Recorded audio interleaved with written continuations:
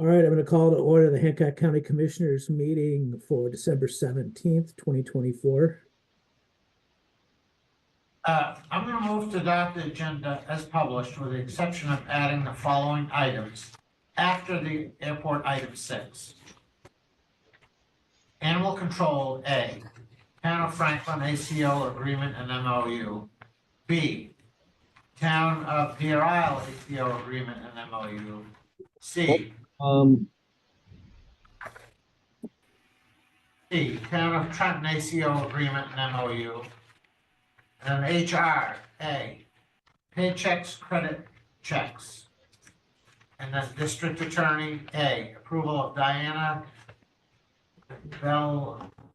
Benedictus of Ellsworth for legal secretary, 3, effective December 28, 2024, pay rate $60, $20.25 per hour. I'm going to approve the motion, but I'd like to discuss it before we vote on it. Several times this morning, we're going to be asked to consider requests for APA funding.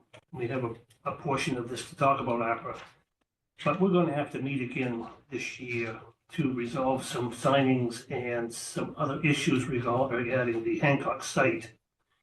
And one of those issues we're waiting for is figuring out the cost estimates for what we want to build out there. Now, that cost estimate is going to establish how much we're going to need over and above the $2 million grant from our APA funds to complete the project. And so one of the major players in these requests for APA funds will be that Hancock site, but we don't have the information today to give so that we can evaluate that with the other request.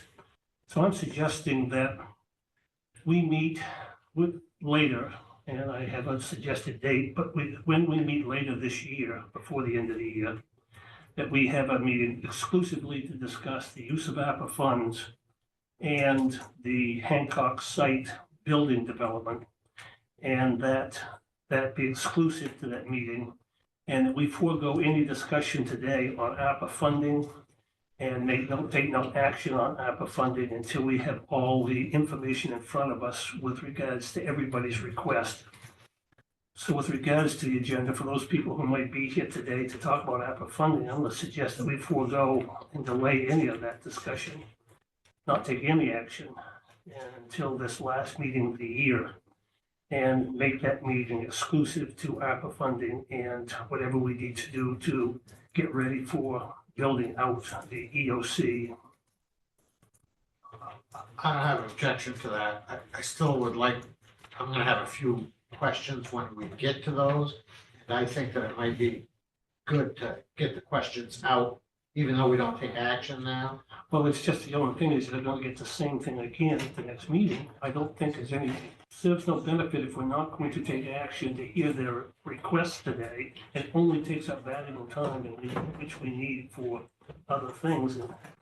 And so I don't see spending an enormous amount of time listening to requests that we're not going to take action on when we know we're going to hear that same request again in a week. I understand, but it would get, I mean, I only have one or two small questions. And they would just allow somebody to prepare if they weren't prepared. That's all. That's the only reason I say. I think as long as we keep it short, it's fine. Yeah, that's fine. All right. So we have our adoptions. All in favor? Aye. Aye. Aye. All right. Do we have any public comment today? There's one gentleman. Morning, Commissioners. Morning. I wanted to table some of the ARPA fund questions. I just had some thoughts on that you could consider today or next time you meet before the end of the year. I just wanted to give you an update. Last month I spoke about the Healthy Acadia needs for their warming center and staying open from the 8 a.m. to 4 p.m. daytime hours during the weekend, which they had state and federal funds were cut this year so that they could not do that. And they were worried that people utilizing the warming center here for their county location in Ellsworth, those people would then be sort of kicked out to the street for that day. They listed a number of issues that would affect a majority Ellsworth people by their metrics, but also folks from all over the county. So actually sorry, I didn't introduce myself. My name's John Stein, resident, business owner, city councilor in Ellsworth. So the council met last night. We had a similar difficult, long discussion on ARPA. So I understand your need for wanting to kind of group them all together and have that comprehensive discussion. What we did was allocate the remainder of our city ARPA funds to a number of projects. We were able to allocate 17,000 of the total, just over 30,000 requests from Healthy Acadia. So that would get them confidently through February, maybe a little bit longer, maybe long enough to apply to a county grant and get the rest of their $17,000 and change that they'll need. The council also did suggest that I said I was coming to this meeting. They suggested that I request of this commission as well to consider utilizing some of your ARPA funds to fund the remainder of that balance, which would be $13,601.58, which would get them through the season in terms of staffing, keeping that center open for daytime hours. Another option as you're considering these difficult ARPA questions are following conversations I had with our congressional representatives, it is possible to create an MOU for a subaward grant. I know you do these grants that you're hoping for January or February. You can actually allocate, essentially create an MOU that would commit ARPA funds if you have any remainder after the emergency center designation. And that would satisfy the end of the year requirement, so long as those funds went toward ARPA related projects that other organizations could apply for. So those funds you could hold on to and decide where you're putting them, who's getting them, and spend them just by the end of 2026. That would buy you some more time. The council also had some additional discussions on our courthouse discussion. This is obviously a state issue for rebuilding a new courthouse. This facility is old and difficult for various reasons, as we all know. The city kind of got in the middle and for interlocuting between the state and folks in the city who were worried that the courthouse was going to go in the wrong location, which was their opinion. So we also would love to have some county commissioner feedback on those decisions, since we are the county seat and that courthouse location decision would affect all of us here in the county. So nothing actionable right now, obviously, but continued communication, I think, between the county seat and the commission would be excellent for us. And that was one of the things the council sent me here to request. So that's all for now. Thank you for listening. John, I have a quick question for you. Give me the dollar amount again of the 13,000. 13,601.58. All right, thank you. Happy to email. I've got another meeting to get to, but I can email the list of expenses that totals that amount. Sounds good. Thank you. All right, thanks. All right. Any other public comment today?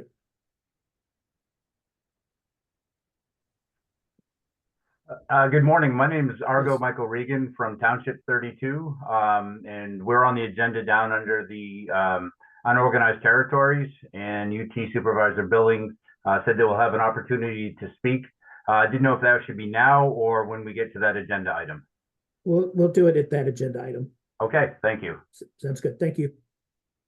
All right. Any other public comment? All right, seeing none, we'll go on to our approval of the minutes. The first thing is we have a question of clarification for our November 19th regular commission meeting. I'm not sure if Michael or who wants to discuss it.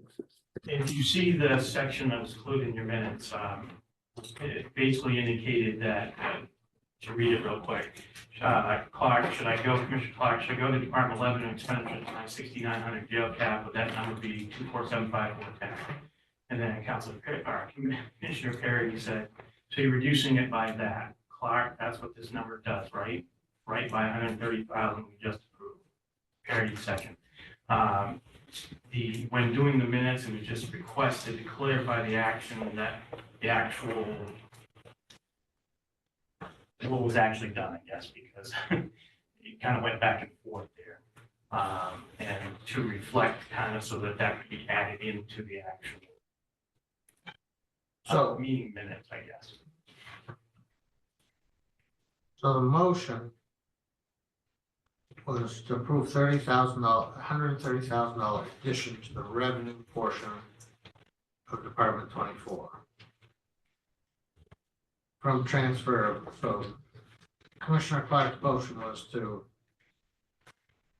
take $130,000 from the opioid fund and add it to the revenue portion, correct? That's what I would call. Yeah. Yeah. So that's what I thought we did, and then my question, I don't remember all the whole context, but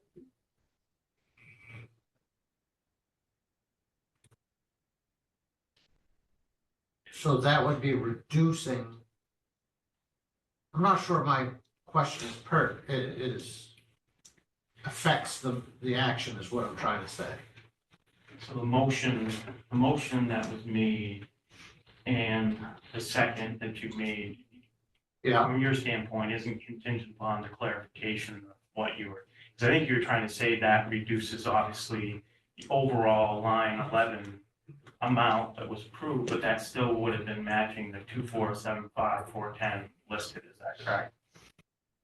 You were just seeking clarification that 130,000 would come out of the number that you had up until that point, which was higher than that. If I that, recall. yes, that's what pretty sure my question. Is that clarified? Not really, because I have to do the motions kind of verbatim, whatever Well- you guys write, I can't. So that motion, I think that motion is accurate, is what I'm trying to say. Is there a way that you guys could reword it so I could write it? So it could be understood in one sentence? Well, I Are think, we talking about the motion that says approve $130,000 addition? That's the motion. yes, No, it's the part in yellow that's highlighted in yellow. but that's not part of the motion. That was a question. In other words, you can write that however you, Well, to me, that can be left out. It's not, the minutes are a reflection of the action that we take, not the discussion. And not necessarily the discussion. I mean, it's, I'm not sure why you would want that in the minutes. I guess is my point. It's a question. It doesn't affect the answer, does it, Michael? Maybe. So you didn't change anything, nothing in that, what you voted changed the actual original motion, which is still to approve the 130,000 in addition to the revenue portion, correct? That's, as I understood it, yes. So even if you left that in, it's still the motion and what We did. you seconded and the vote was on that specific motion. Yeah, Regardless of the detail underneath that, since you're saying you didn't change anything. So so the motion that's right above that section, you guys have taken actual formal action on, that's very clear. yeah. That when Commissioner Clark started talking about Department 11 and the expenditure line, and then you seconded it, so that's just not is that an additional motion or not at all? no, I don't that's think that's an additional, just a discussion in support of the motion. yeah, and I don't recall saying second, but I must have because it's probably in the tape. But there was no action on it, right, John? Did I, No, this is what happens when you try to discuss something between the motion and the second. Yeah. Happens here, but that discussion is not part of the motion. What happened is, Unless, it's almost like, unless there's something missing from the motion, I don't see an issue with it, which it seems to me like the motion has all it needs, so I don't know. The motion above it is completely separate. You guys made the motion, seconded, voted it, that section that's highlighted. There was no motion to even start. nothing Mark what's made a highlighted, suggestion. nothing what's highlighted is in a motion. Nothing that you've highlighted. That's what I figured, but then Perry seconded. So that I know was it, and that's what I short. said. Gotcha. That's what Okay. happens when you make a motion and then you have discussion before the second. I mean, so when everything that happened between Perry's second and the motion is just discussion about the motion. There was no vote on it, right? And the second was pertinent to the motion made for the 130, and then we took a vote on it. We didn't vote on what's in the highlight. We voted on the motion that's involved. You might have voted on what's in the highlight. I can't remember off the top of my head. Pardon? I might have voted. What's in the You highlight? got- Lydia? You got a written motion from Paul, didn't you? No. No, that was your motion. 'Cause I That was my motion? Yeah, that's why because I vaguely remember this. I couldn't figure out how to put it. I must have made a motion that you heard on the tape, correct? Well, you started your sentence, so I go to Department 11 and the rest of the words. Well, where did I move to approve? You never said the word move, no. Did I say add approval? This motion is exactly as I intended it to be. Now, I don't know what I said. This is exactly what we wanted to do, correct, Tim? We wanted to take 130 from the opioid account and add it to the revenue section Right, of department. could offset the cost of that Right. six. So in other words, the motion does do exactly as I think the intention in the highlighted section was you were trying to reflect the jail cap being reduced by that amount. Yes, I think I that's think the that was my intention. question. Mhm. That's simply the net effect of the motion. So that can be removed. If you want to take that out of if you think something about the highlighted section is inaccurate to what we did or what we meant to do, take it out. But if you think that does clarify what we intended to do, leave it in. So I understand where she's getting confused. So Michael or Monica, that motion, the motion, not the yellow part, it reduced the jail cap, right? Yes, yeah, I mean, that's what you intended on happening, and that's the reason you transferred it That's right. over, because then that revenue will help offset, which meant it was less taxation that you're required to fund the jail. So that was my question then. So that's the discussion that we had, so having heard that answer, we do not need what's highlighted. And we didn't take any action as I remember it. I don't know how you folks, if you folks agree. What do you mean? And the motion right after it, we're approving the jail cap. To change the jail cap, so Yeah, I don't know, I think we're good. Was there a motion, regardless of whether it's a move or not, to take 130,000 from the opioid settlement and put it towards the jail cap, or the revenue?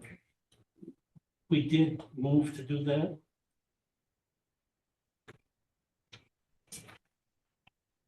that's the one below as John is saying. I know it, but the one above, was there an action taken? Did we in fact vote on? I can't remember if you guys voted or not, and I should have included that. Tim, do you remember? Didn't we take an actual vote to make? I believe you did, yes. I think so too. It has a vote count on it, so I would think it would. 3-0.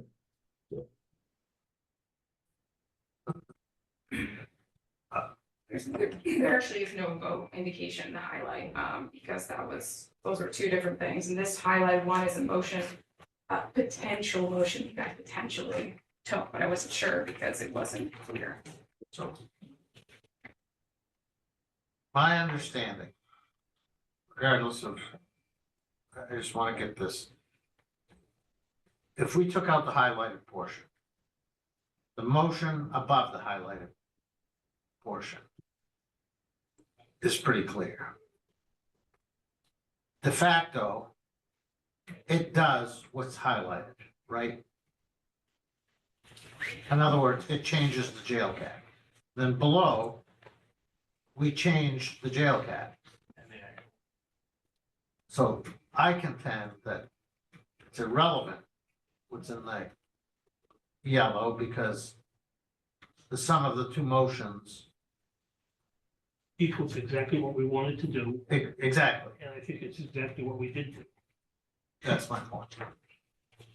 Do you agree, Michael? Yeah, I mean, I didn't even go back and listen to the actual tape, but I mean, that's my recollection of where we went with that process, and that's what ultimately got approved. It is in the final budget that year, so. Well, the, in the bold, Brittany, that was taken verbatim from the transfer, from the video, So which one? The one above? the highlighted portion. Oh, the highlight portion, yes, that's verbatim in the transcript. Okay. Minutes are to reflect what you said we did, and that's exactly what these do. If that was said, there's nothing wrong with leaving that in the minutes. The action in the bold is what we did and what we intended to have done. So I don't see anything wrong with what's right here. Well, other than what her point is that it says parity seconded it.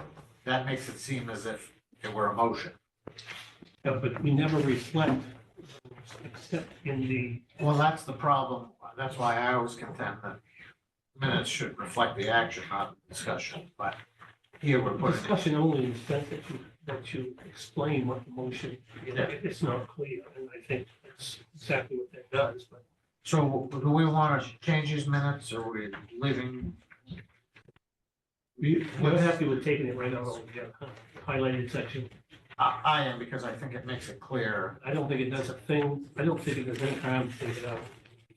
I don't think it has any harm to leave it in, but if you want to take it out, make your motion to, Well, John, what do you think? It's a little confusing leaving it in, so I'd just take it out. Okay, so I'm gonna move to approve the minutes of the November 19th Commissioners' Special Meeting with the exception of removing the yellow highlighted text in the draft.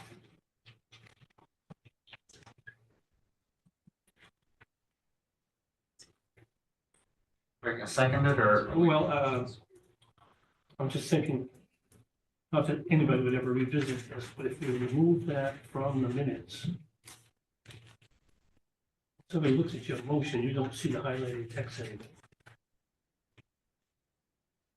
What's your motion? I didn't make a motion. That's what I mean, but, when, I can't imagine if I still go back and look. Well, the point is that if sometime down the road, somebody looked at the motion we're making right now to remove the highlighted text will get removed, now you can't, Well, that's why I said in the draft minutes. you know, drafting it down will be in there, but, I'm just saying, if you would say after the motion to approve the 130,000 addition, then they'd know where that was, but I'm gonna second the motion as made. All right, all those in favor? I, Aye. All right, Okay, hopefully the second one's gonna be a little easier. I'm gonna move to approve the minutes of the December 3rd, 2024 Commissioners' regular meeting as presented. second, all those in favor? Aye. I, Aye. All right. All right, we have our UT. Good morning, Commissioners. Morning, Miller.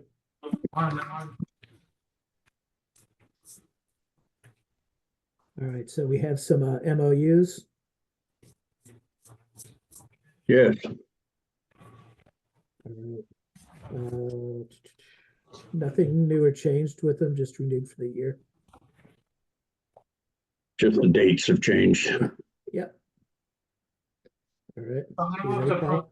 25 MOU for regional animal control between Hancock County and the Hancock County UT as presented. second, All those in favor? Aye. I, Aye. I'm gonna move to approve the 2025 animal control agreement between Hancock County and Hancock County UT as presented. second, All those in favor? Aye. I, Aye. All right, can you give us our update on our dangerous building? Yes, I've talked to Mr. and Mrs. Sherman. And then talked to them on December 5th. On December 9th, I talked to their daughter, Becky Todd. And she is kind of handling things for them going forward. She lives in Florida. She called me this morning. Mr. and Mrs. Sherman were on their way to Florida to join her for the winter. And Mr. Sherman has had some kind of a heart issue and is in a hospital somewhere's on the way down. So Miss Todd and her husband may have to, Mrs. Sherman doesn't drive. So Mrs. Todd and her husband may have to go up to the hospital and pick them up and take them to Florida to meet them. But anyway, Mrs. Todd is handling this permit with LUPC to get the buildings replaced, the permit to replace the buildings. She has contacted Ashley at LUPC, and they're in the process of working on the permit, working through the permitting process. But when I talked to her this morning, I told her that I would recommend to the commissioners that we give her more time due to this unforeseen health issue. And as long as they keep moving forward, we could keep working with them. Yeah, thank you, Billy. I think that's prudent. Sounds good. Do you gentlemen have anything else to discuss on that issue? I'll keep you posted as we keep going. All right, thank you. All right, And, now we've got our request for starting to Yes. plow. Yep. Myra Road is a section of road that goes from the Stud Mill Road and connects to the Penobscot County section. Penobscot County has about 1.5 miles that does not have winter maintenance, and the Hancock County section is 1.05 miles from the Stud Mill Road to the county line that does not have winter maintenance. This has been like this for a long, long time, but the Regans knew it when they bought the property and moved in there. I have talked to Judge Buswell, my counterpart with Penobscot County. He is not interested in starting winter maintenance on the Penobscot County end.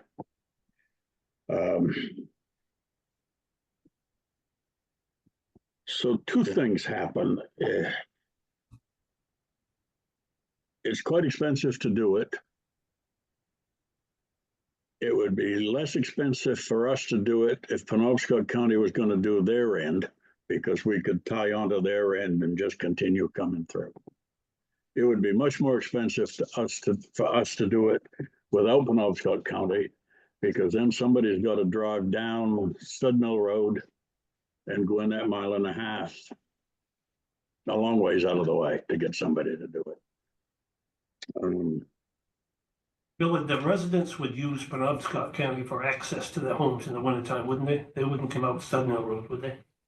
I believe that they're currently using the Myra Road, and I think there's some relation between the person who has the contract with Penobscot County and the people that live in there. And I may be wrong, but I think the guy that has the contract with Penobscot County has been kind of keeping it open because there's some family relationship between them.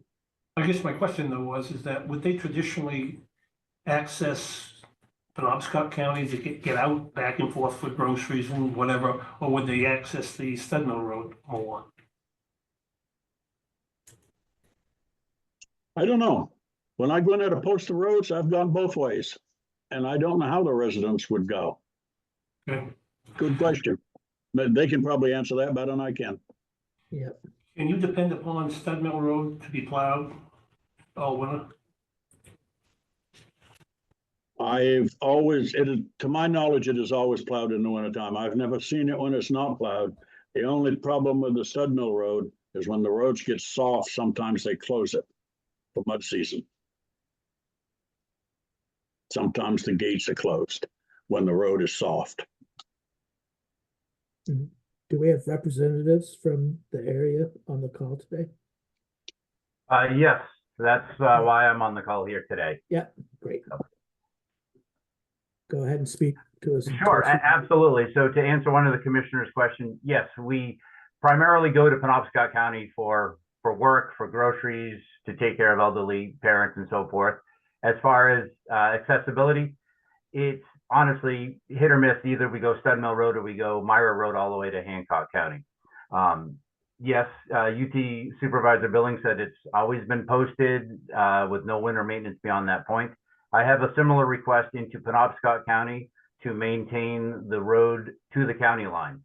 So the request for Hancock County would be the 1.07 miles, and we have a request to Penobscot County for the 1.5 miles. Just in the last few years, the Myra Road, very short road. It's a primarily dirt road, about 5.5 miles. But currently there's 21 camps on it and 16 year-round residences on this road. In the Hancock County section of the road, just in the last few years, there have been 4 full-time residences that have moved in. We've bought the land, we built a house, we pay taxes, all the other landowners and homeowners out there are paying the taxes. It was a choice for us to move, all of us independently, to move out there for our way of life. But I think what you're going to find is that as the population grows, the taxes are there'll be an increase to the tax benefit to the UT, as we're all paying more taxes than when we were just a landowner out there. And more people are leaving town and moving to the off-grid life. It's certainly not an easy one. We do a lot of the road maintenance when there's storms. We're the ones that are clearing it out from trees and downed brush. Plowing, yes, the contractor from Penobscot County, there is a family relation. He helps us on occasion. We also are using our pickup trucks to try to maintain that road. So the request is to just revisit this.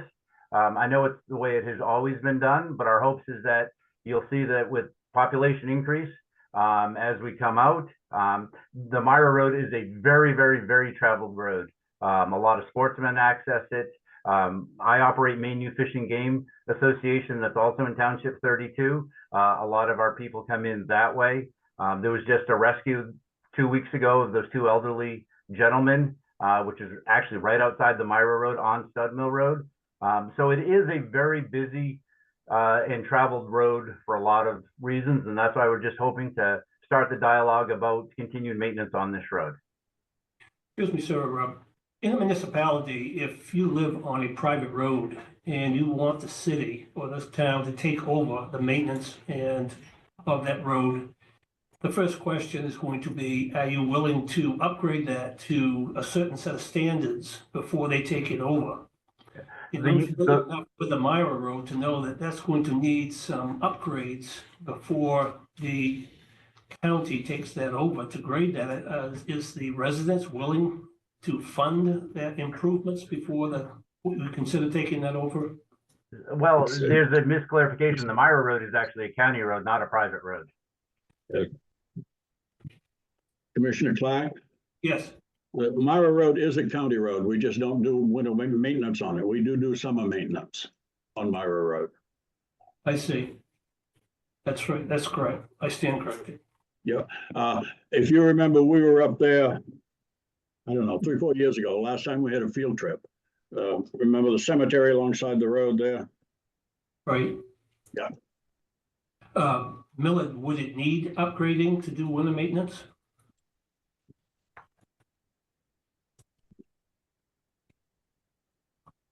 Myra Road, we had a proposal. Well, it's probably been 5 years now, some time ago, about upgrading Myra Road. And we couldn't establish the road width. I maintained that it was a 3-rod right away, and some of the landowners argued that it wasn't. But I couldn't find data in the county records that established the actual right-of-way width. And we looked when we were up there at the cemetery, and some of those pins are actually, would represent a 3-rod right-of-way. But then when you get to other property lines, the stone walls are right next to the road.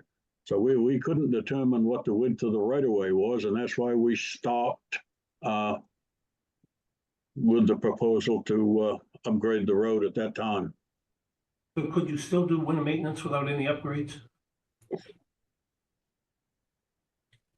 We can, but what will happen over time is the more we plow it, the more the top surface of the road is going to get plowed off into the ditch, and the harder it's going to be to grade that back into the center of the road.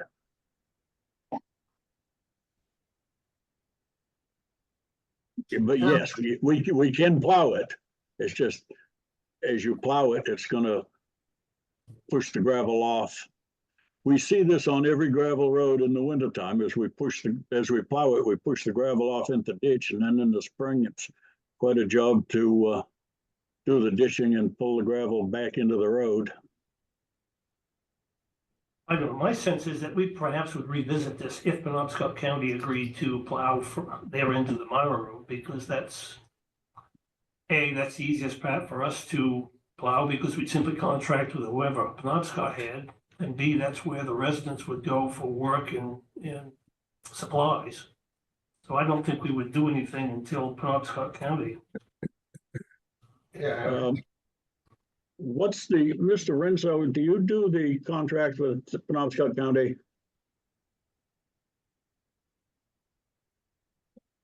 You're muted, sir. I don't know if you can unmute UT Supervisor Village, but his brother is the one that has the contract, not John himself. It's his brother James Okay. that has the contract. And George has been great. The first half of the Myra Road this year, they resurfaced, they ditched, they did a tremendous job on that end of the road. So that end of the Myra Road is in really great shape now.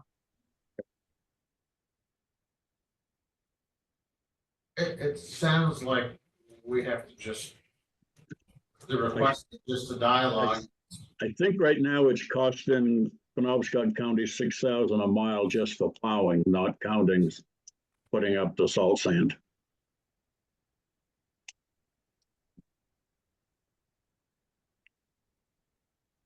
How does the UT budget, like I guess every year when you're doing your budget, you're accounting for how many miles you're having to plow and sand, right? Yeah, well, every year we have, all of our plowing is done by contract, so we know what the contract prices are, so we budget for that. Yep. Yeah, so, I mean, again, I agree, I think, with the other commissioners that we want to try to work with Penobscot County, I think, for a resolution for them. And yeah, it might be that we don't have any plowing that happens until 26, but I think it's something that we should work on since it's growing out there and we have an obligation to them too. So let's see what we can do to try to get Penobscot on board. Yes, back to your question, John, about the budget. Snowplow budget for 25-26 is already done. You approved it. It's gone to, it'll be approved by state senate sometime in the spring. So we don't have money for the 25-26 snowplow year. Yeah. In the budget to do it anyway. It would be the 26-27 fiscal year. Yep.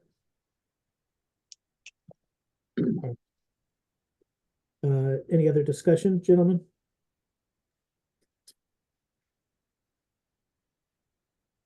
All right, and I think we're ready to move on.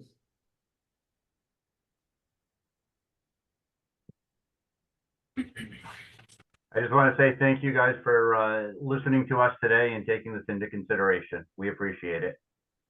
Thank you, sir. Thank you. We moving on to the airport? Yeah. Right. Good morning. No, those were after the airport. I thought we had, Yeah, we had a bunch of additions, but I made it, my motion was to do it after the airport. the Trenton AOC The Trenton, Franklin, Rear Island, Trenton. after the airport? Yeah. Okay. So not after, yeah, as part of the UT. As part of the UT account. Yeah, no, it's combined. Oh, no, we took. Why do we need Miller for Trent? Oh, wait, I'm sorry. No, wait, it's, Okay, so we're at the airport. Yeah, we're at the airport. All right. Yeah, So, the only thing I have is the budget. Did everybody get a chance to look it over? Yeah. So the request of approval of the balanced airport budget in the amount of $1,053,960. So I'm gonna move to approve the Hancock County Bar Harbor Airport's 2025 operating budget in the amount of $1,053,960. second motion.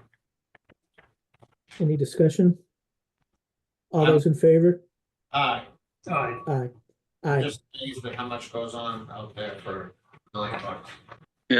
Yeah, it can get pretty busy. Yeah. Thank you. Thank All you. right. All right, now we're on to the treasurer, is that correct? No, we're on animal control. Oh, that's right.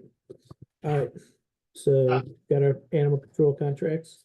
Is there any reason that I can't take both the MOU and the agreement together in one motion? I don't see any reason why I couldn't do that. Okay, so I'm gonna move to approve and sign both the ACO agreement and MOU between the town of Franklin and Hancock County as presented. Second. All those in favor? Aye. Aye. Aye. I'm gonna move to approve and sign both the ACO agreement and MOU between the town of Deer Isle and Hancock County as presented. Second. All those in favor? Aye. Aye. Aye. Move to approve and sign both the ACO agreement and MOU between the town of Trenton, Hancock County as presented. Second. All those in favor?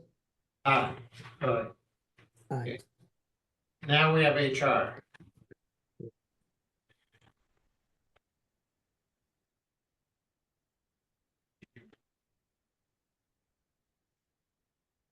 Well, remember in my motion there, Oh, yeah, that one part of it. yeah, this is the paychecks credit Yeah, I got you. checks. Sorry about that. All right, so I don't mean to preempt you, I'm just, now go ahead. Yeah, go ahead and what are we doing on the HR one? So essentially, we had a department that came and requested, Oh, yeah. checks, in terms of credit checks, to be performed on potential candidates for hiring. And we double checked with Mary Ann to see if there was anything.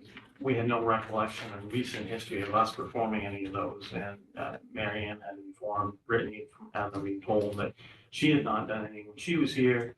And as far as I know, Dina didn't do any when she was here as well. So we did do some calling around, and we haven't really got into the full amount of paychecks. They do have some HR different components to it.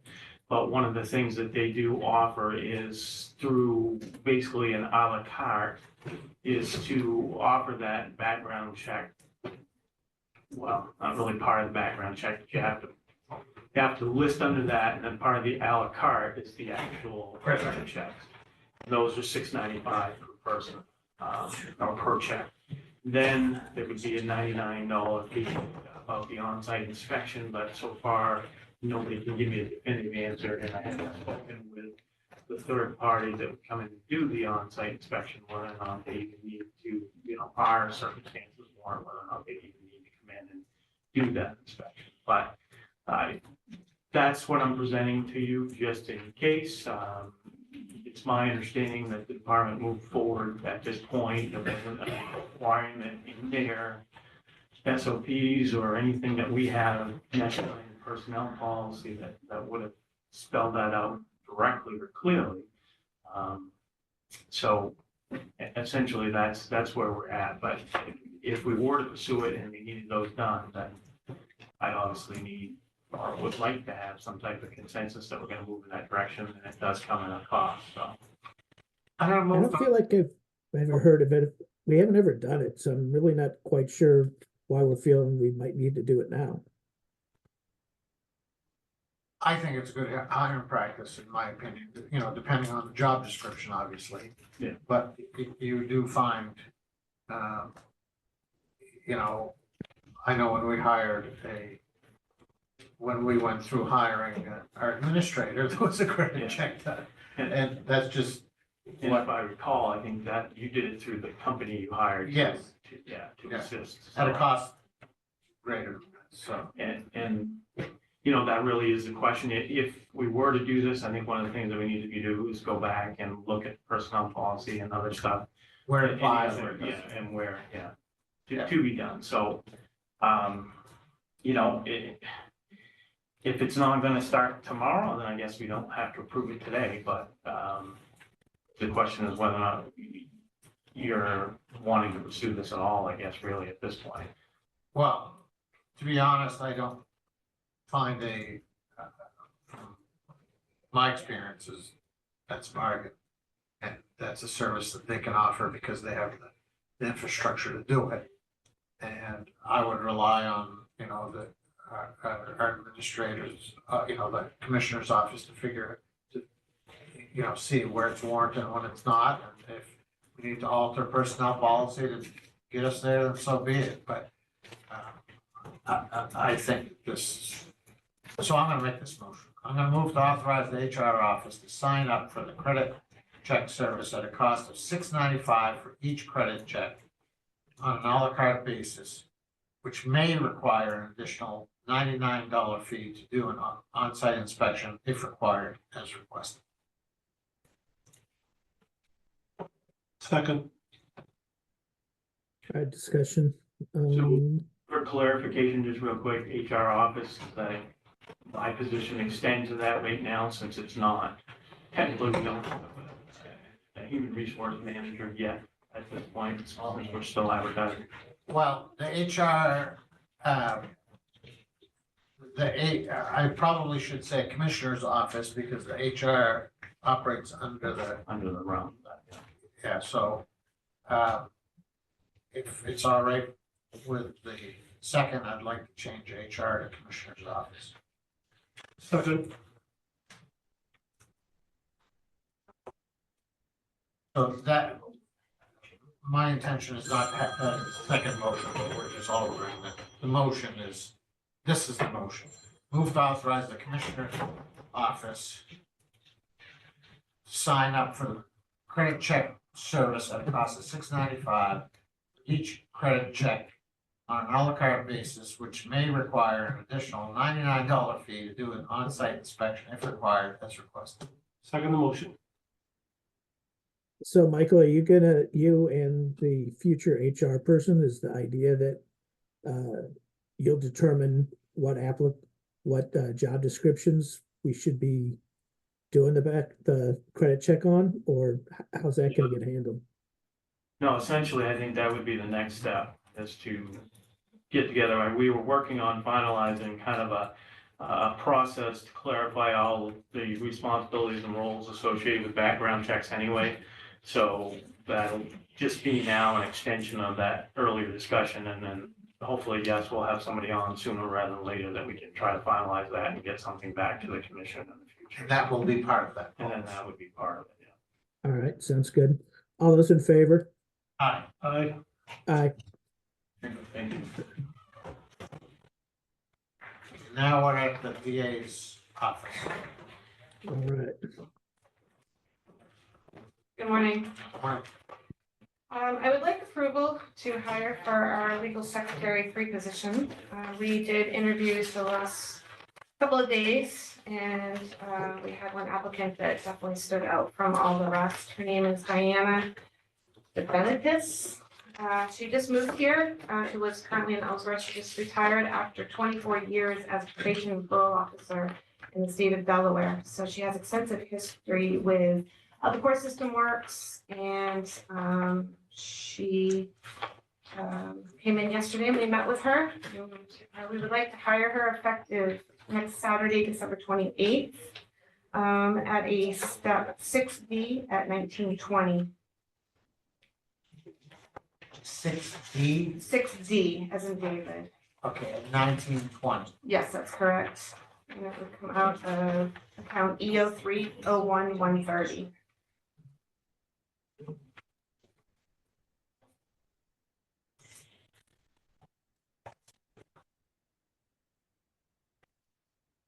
Are there any questions or?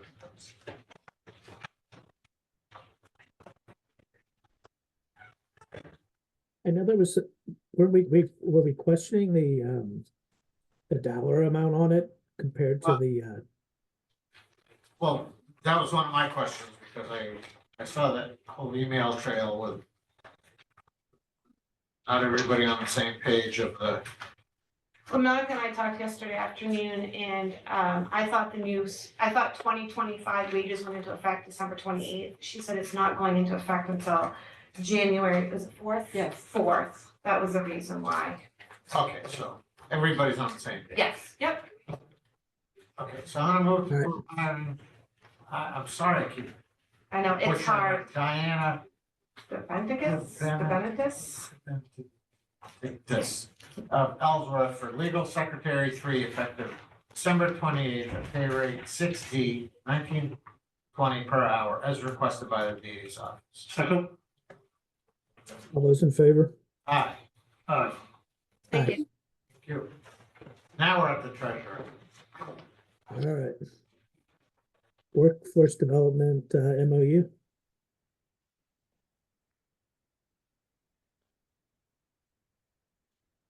Monica, is this something that we go through every year with them? Well, this is only our second year, Yeah. so. Yes, apparently. This is what we did last year. Yeah, this was handled by Mary Ann Saxel last year. And in fact, she started the program and I've just kind of adopted, taking care of the program. And we have to sort of go into a new agreement. I attended a Zoom meeting just to get updated on what the new rules are gonna be for 2025 and a few changes. And we've had about 25 participants this year. Yeah, okay, that was my Yep. question, because that was a question last year.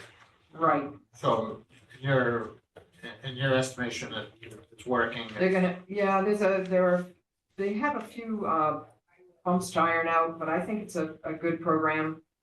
We haven't received all the funds yet from the workforce training, and I continually try to stay in contact with our representative, Chris Young. We keep trying to go back and forth. I wish I had more time to put into it, so I would hope that an HR person coming up would be able to jump on board with taking this over. Okay, so your estimation is worthwhile, Keith. Yes, Okay, so I'm gonna move to approve the Maine Workforce Development Compact Memorandum of Agreement as presented, and authorize the treasurer to sign the agreement on behalf of Hancock County. Second motion. Is it a fee? Does this cost the county or is it all? no. Nope, there are no It's not covered by fees, and they pay half of any training, but it's getting that. Of the half, right now, we receive 80% upfront, and then we're supposed to receive the other 20% after the course is completed. And we haven't received any of the 20% funding, the second part, but that's why I'm working with Chris to try to get straightened out on where those funds are. Looks like the chair to sign. We left it for either myself or tried to leave it for either of us to sign so that, because it's an e-document. Yeah, we'll make it better to motion. Who's gonna sign it? How about I put the treasurer or the chair to sign? If you're okay with me. And I'll second that.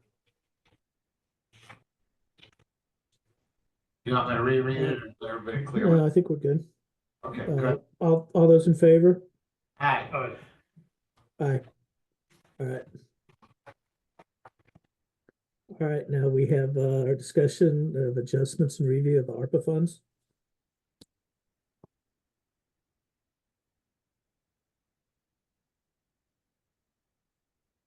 Are we moving on to EMA? Well, no, we have the ARPA funds review and adjustments. If,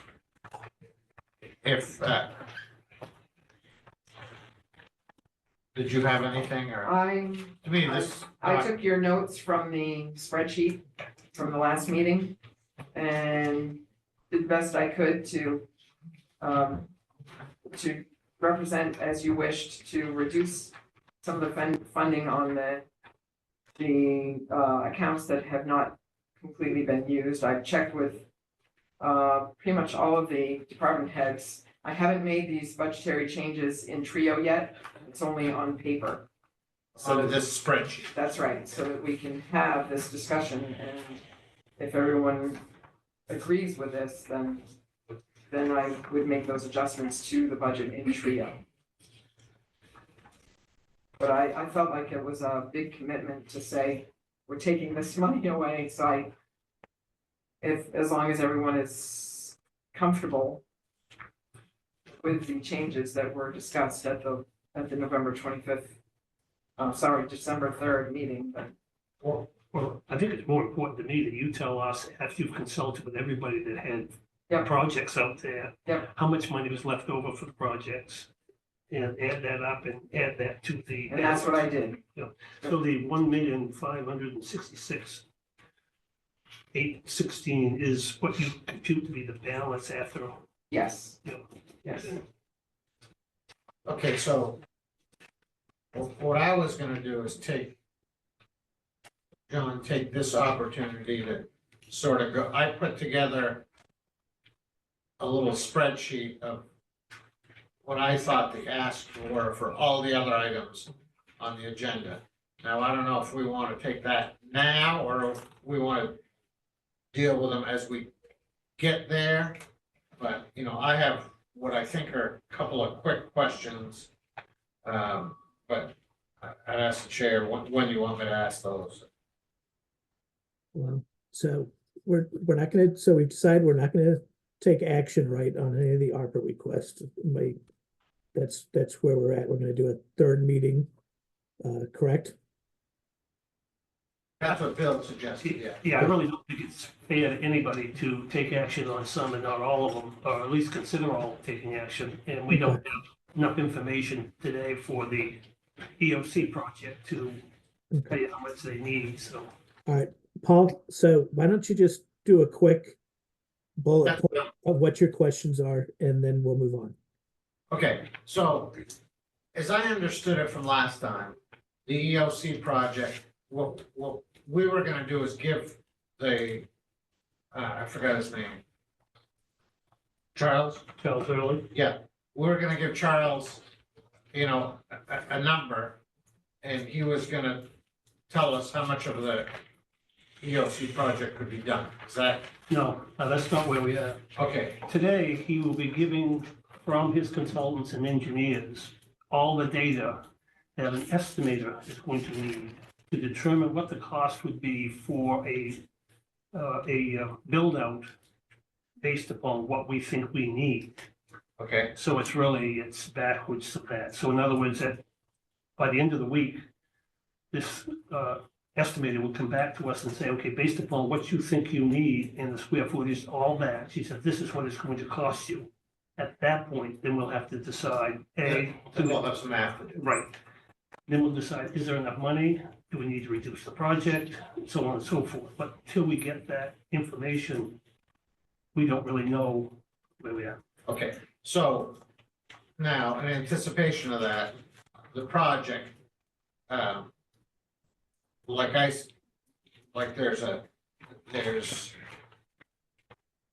there's the jail, not part of this, right? Well, that's the other thing too, is that we, within the committee, need to meet and discuss a few things about, what's part of the ask here on this list that Monica has made, which is part of the project. And then is that part of the EOC funding part or the other, outside the EOC funding? So we can almost tell which one of these are and which one of these aren't, but I can tell you that the jail one It's not, is definitely not. okay, The RCC backup radio, yeah, okay, but again, we need to discuss whether or not that's EOC funding or whether that's outside the EOC, which is ARPA funding and so on. So that's a process we need to do by going down and reviewing every one of these tasks that's on here, okay. especially when you get to IT. Yeah, Well, well, just real quick, if I could, the only issue with that is obviously the spreadsheet that Charles is using for his budget and all the estimating calculation.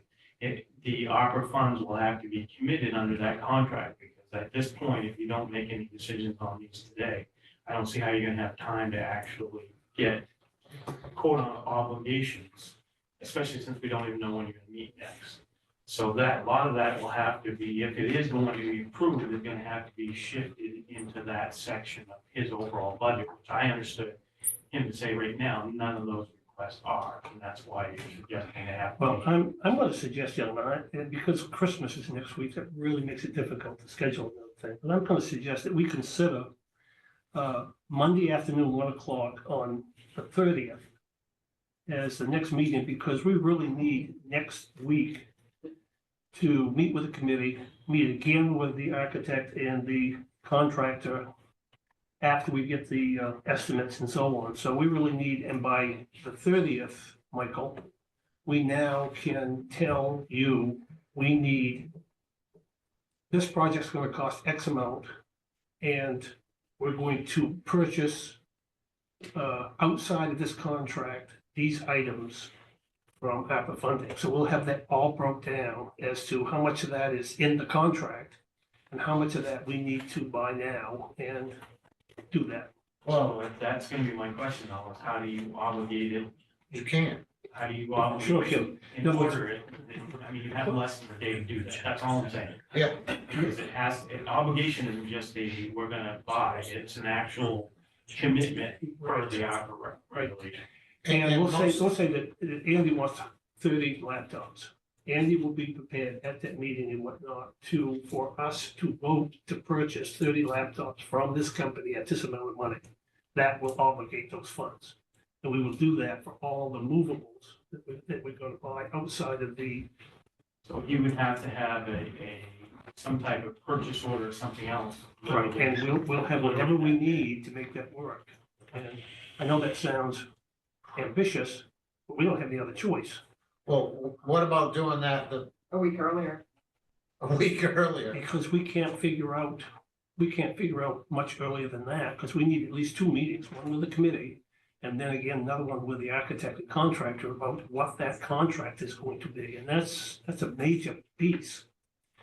Because we need to get out of that contract movables, for example, movables, it seems like desks, file cabinets, whatever, get those out, because we're gonna be paying a 13% commission if we leave it in there on movables, which is, if you buy $100,000 worth of movables, you're gonna pay an additional 13% commission to the contractor and the architect. So we need to get those out of the contract, purchase those ourselves, so that we don't pay for those. And I don't know how you do that on we meet on the 30th to take action on it. right, The 31st, most people are gonna, most of those kind of companies aren't gonna be, Paul, we don't have any choice. You got to leave it to us to make that work. That's all I can tell you, because we can't do anything today because we don't know what it's gonna cost for the build out. And so we can't be spending $699,000 in funding under this proposal. And then we find out we needed all of that to build out. So, I'm not suggesting that. What I'm suggesting is, I see the need for a meeting. Although I was kind of hoping this was the last one, to be honest. I think it's gotta be the week of Christmas. I mean, I don't know how we can meet. No work's gonna get done on the weekend. Can't, places aren't open. It's gotta be done on the 30th, and I don't know how it can be done on the 30th if that's the day we meet. and I mean, what are we I'm gonna telling expect you, all these people to stay all night to? That's our work, Paul. All you gotta do is show up on the 30th, we'll have it all ready for you to review and approve. Let us worry about that. If you can make it 1 o'clock, Monday the 30th, that's all we expect of you today. We will So take to, it. I was just gonna say, so to commit the funds to different things, aren't we just needing quotes? Right? Oh, you gotta place the order. Right? Yeah, we will be in a position so that we have an agreement sufficient to meet the requirements on the 30th to purchase those items, whatever that be, whether it be a signed document for the chair to sign saying, yes, we're gonna purchase 30 laptops at X amount of dollars from this company, or whatever it's gonna take. We'll have those ready. We don't have I don't any. think it's that it has to be ordered by the end of the year. No, It has to be committed. Well- You have to have an obligation, so like either a purchase, order, or like with what Charles gives you right now, I mean, not Charles, what Chuck gives you right now for those estimates and quotes. You have a section on it where you sign agreeing to the estimate of quote. And that's That what, in and itself would be an obligation. and that's what we're going to have Okay. from the vendors. But they would need to turn around, and so there's no question about it, need to turn around, get those signed and sent off to each entity so that there's no question that that occurred prior to the end of this year. What do you mean? Each of So in other words, like, you guys sign them all, then Chuck turns around and sends them all to Gov Connection or whoever. So whatever he signs, he sends back to them so that they, So in other words, you place the so order. you have it, You so actually- they've got it, and they know that obligation's been signed. Yeah, If they're Dennis, you had a not comment. closed, not closed for the week. That's my, that's, I want to clarify that these movable expenses are not subject to the rules of amount. Yeah, Only the EL Shank contract, so be like closer to 5%. yeah, but still, that's still 5%. It is. We can move those all And out. also I'm curious, we heard earlier today that the city of Ellsworth is just approving MOUs to preserve their monies. their reading is very different than mine.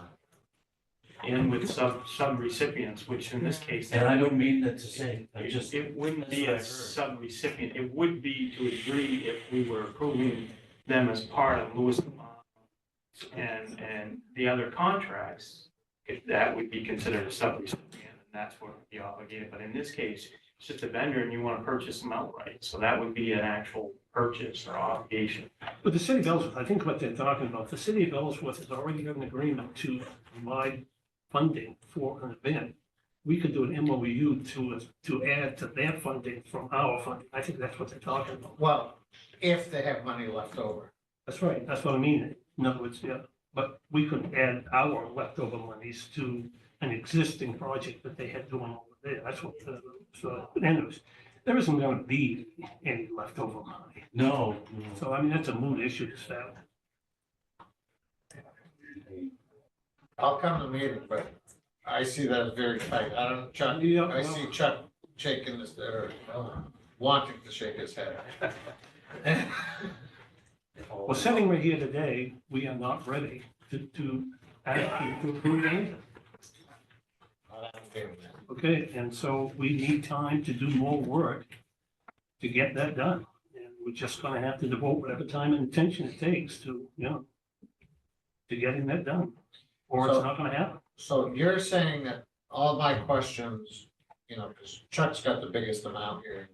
I was just looking for, some clarification between the different priorities. That's really a moot point because this committee is gonna take care of all that in conjunction with.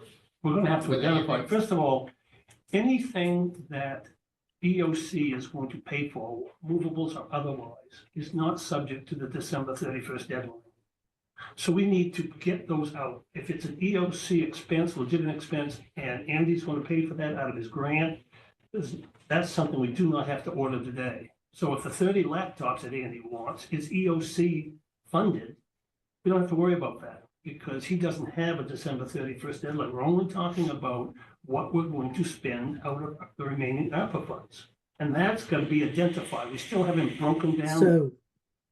So do you think you could have your meetings and everything? And I mean, I hate to say, I'm off week of Christmas. It's my vacation, but that's fine. I can take a day and come in. But how about like meeting on Friday, the 27th instead? And then that might give you like one work day, technically on Monday, to actually get whatever commitments in the mail or whatever we need to do to feel comfortable with what's obligated.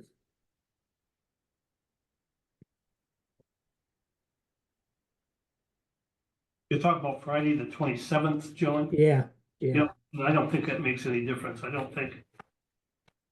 Well, John just made the same point I am. I'm just trying to get a day in there where you can poor guy can place an order. But, Well, we can meet then on the 20, if we want to meet in the afternoon on the 27th. Or whatever. I think for the day's purposes, there is going to have, we know there's going to have to be another meeting day. And, especially now that we're not taking any action, yeah.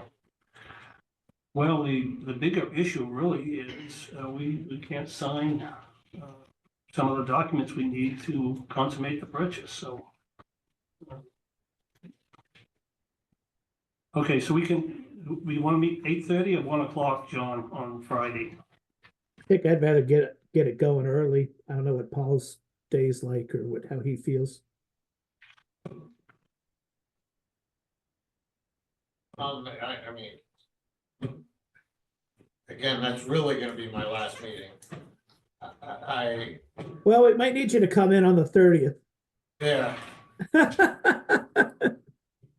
All right, but yeah, those are 2 weeks because all my folks are on vacation and I have to work, but I yeah. will somehow make this work, whatever you decide. Well, I'll mention, I plan to take vacation that week too, but I mean, I be here for meetings, I mean, it's a priority, so we gotta get this done. I'll make it work. All So right. on Monday, or are you just joking, John? No, I'm joking on Monday. We should do it on Friday. Let's give it a little bit more time so that once the decisions are made, we can actually execute the decisions. Okay, so 8:30 Friday, we can meet again. Yeah, I think I would ask that you might consider acting on the first 4. Those are the high priority items. You asked about priority for IT. Without those first 4, you're not gonna have computers, operational, any communications, any phones at that site. So those first 4 give you the communications and phones. So priority 1, right? they're the priority 1. Yep, they're A, B, C, and D on our list. If you Yeah. don't have those 4 things, you have no computers, no communications, and no phones there. But So that could be the same priority we take on the 30th. In other words, that's, right, but I'd give you more of a chance to get those ordered ahead of time, like you said, and then I can concentrate on the other ones later. They're a high priority item. and they're also what, $66. $113,000? Well, no, 184,000. no, it's 66 if 299, 61 For those first 4. for the first Yeah. year. If you did prepay it 3 years, that's the 184. Right, I was asking if you prepay 1 year because I know the cost is a lot, so keep it 1 year. It's in nobody's budget, so we have to prepay at least 1 year. But see, the discussion we need in the committee is okay, what is this dark fiber for? Is this for Andy? This is for, yes, it's for backups, it's for 80s communications, it's Okay, for so is everything. that an EOC cost? And if that is, there is no urgency to get that done before the 31st. Yeah, That's the discussion we need to have. it's shared. It's a shared cost, really. Well, it Absolutely, may it's a not shared- be, because if we have to start paring this project down, we're going to have to start dropping out things that we may have ordered equipment and services for. So that's the discussion we need at a committee meeting that we haven't had, and we won't be able to have until we get our estimates, which we will get by Friday. That's all you. Are we, All right. I still contend we can't do anything today. I know I know the stress and strain is putting on everybody, but Well, we predicted this. You can go with that, Andy. I know I'm throwing you on the spot, but yeah. Thanks. I mean, I want to preserve as much of the $2 million budget as I can to make sure that we have the facility that we're obligated to produce at the end. So if left pocket to right pocket, it just, it depreciates that opportunity to make sure that that's the outcome. I'm more than willing to, and I've been open-minded to see as much as I possibly can with a straight face, transfer to shared cost for the other needs there. But in the end, I'm obligated to produce a fully functioning EOC, correct? Yeah, But that's what some of this Right, does. and I understand, if we can save money, right, by moving it out of the contractors and then saving that percentage and so on, I'm certainly amenable and open to that. I just want to make sure that the principle, so to speak, is preserved to accomplish what needs to be accomplished. yeah, because there are things in here right now. Because I don't fully understand the project, to be frank. There are things in this project that may not necessarily fall under the umbrella of EOC. Correct. But that doesn't mean that we can't possibly accommodate those things and share in some of those expenditures. Okay, so And I'm going to be very candid, I don't fully understand it either, just because it's a moving target and it's very uncongealed. So, yeah, yeah. I just want to make sure. And I don't mean that disrespectfully. I just mean that I'm limited as well. So I certainly have a vision, and I've had one all along, but it's changing rapidly and every day. And on the, what did we decide, the 27th, we're gonna have that Yeah. on 8:30 in the morning.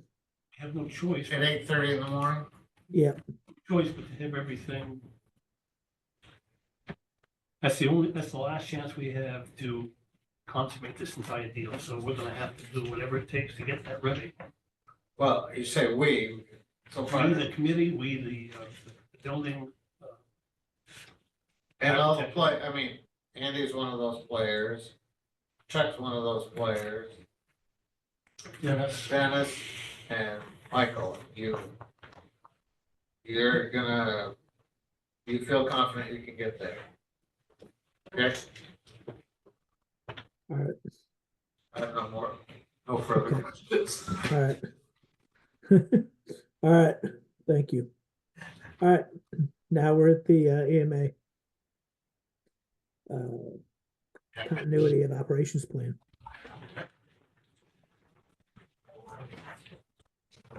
Good morning. I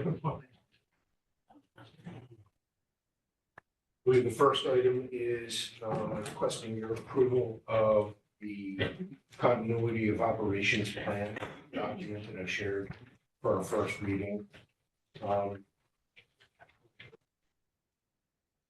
Pretty boilerplate. It is. Yeah. I'm gonna move to approve the Hancock County Government Continuity of Operations Plan as presented. second motion. All those in favor? All right. Aye. Aye. And we have to do that every year, right? No, this is the first time this document has actually been drafted and in place here for Hancock County. So it was originally initiated back in 2017. And for whatever reason, it was tabled at that time. And I just thought, given some of our other discussions and what we're planning, it was a good time to have this in place as a foundational document. Yeah, this is how we operate. Yeah. Correct. For relocation or whatever we might need. So that's why the timing of it. The second item I have is, Did we vote on that? Yes. We did. the second item I have is requesting permission to go to bid and the acquisition of a new EMA vehicle. And the timing of this is such that back in 2022, I applied for and received a grant to purchase that vehicle of $70,000. And that money is going to expire in 25, midsummer. Right? Between now and then, I'm going to need to make sure that that's fulfilled. So I move to authorize the EMA director, Andrew Sankey, to begin bid procedures for the acquisition of a replacement EMA command vehicle SUV style 2025 to be paid fully with HSGB funding. Second? All those in favor? Aye. Aye. So that basically at no cost to the county. That is correct. Can you talk to the sheriff's office? Now, can we take a break, quick break? Sure. We'll break. Come back at 10.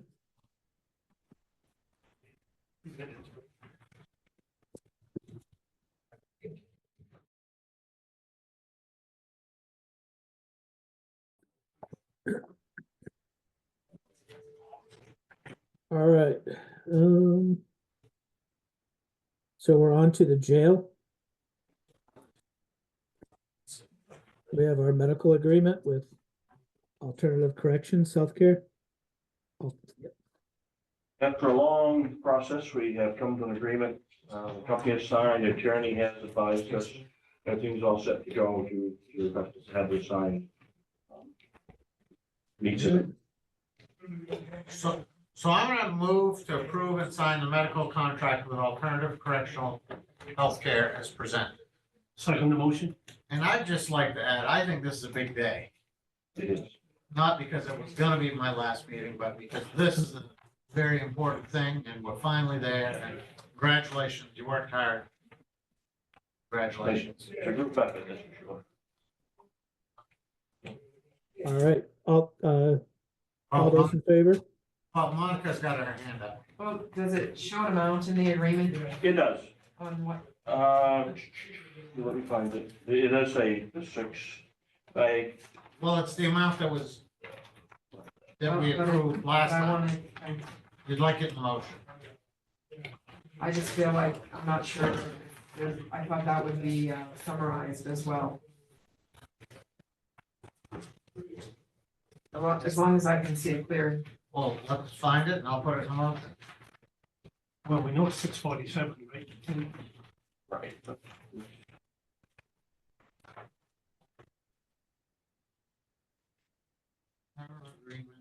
Well, you do something as important as money, but it's a little more evident, wouldn't it? Yeah, I don't think it's doing it. It should be. That was my question, and you told me which page, and I don't know. It's fine.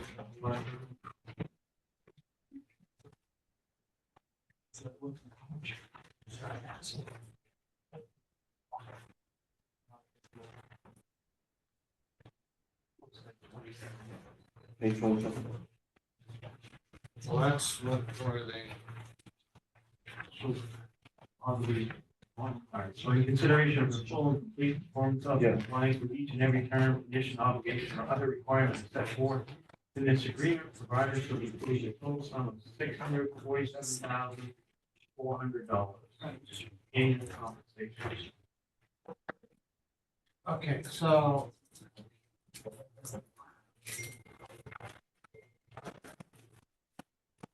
As mentioned, that's to be divided into 12 equal payments, 53,950.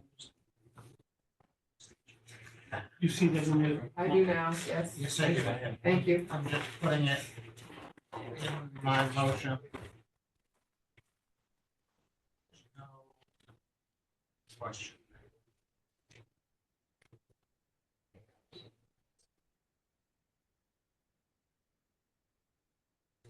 Okay, so my motion reads, move to approve and sign the medical contract with Alternative Correctional Healthcare in the amount of $647,400 as presented. Second the motion? All those in favor? Aye, Aye. Aye. thank you. I'll leave a copy with. Karen gave you. You can sign when it gets. I guess that's all I have. Well, The vehicle bids, is that, Well- was that was gonna be ARPA maybe, or what? I can't remember. we talked, I asked still on the agenda is the Spillman upgrade. I asked if that was part of the EOC. And the answer was no. So that's why I'd like a Okay. little information now, even if we, you know, take action on this later, at a later date. Tim, can you explain what this would do for the jail? I would like to have Lieutenant Shepard, he's the one that's been studying this and working on the conclusion to explain this.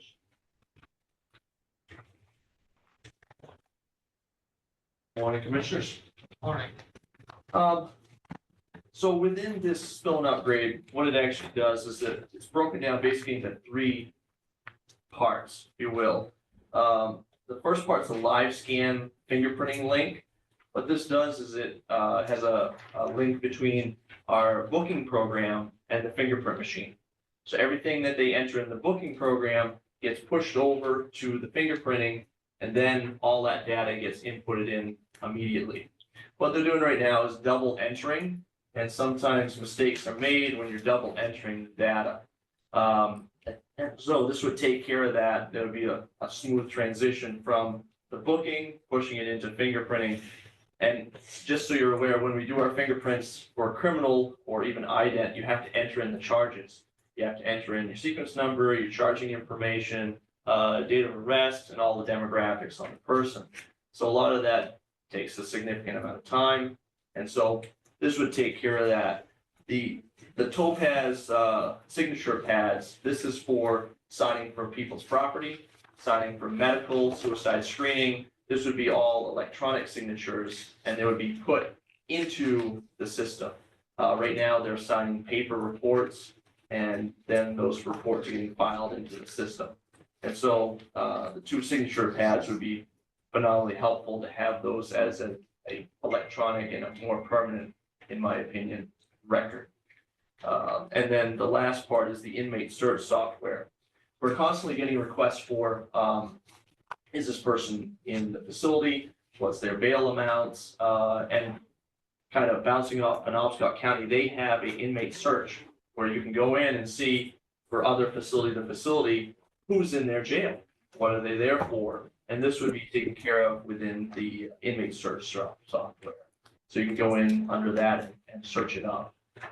So just my wish list, I guess, for some of the things I see would be helpful for the jail and also reduce, in my opinion, liability. Is the inmate search a separate product? Is it a separate price from the? It's in this. It's included, but Okay, it's like the last three segments are your inmate software okay. for the search software. And then this is a 5-year, is that? Right, the 5-year thing. No, but the whole thing. Right. 23 is for 5 years? 5 years, that's correct. Yeah. All right.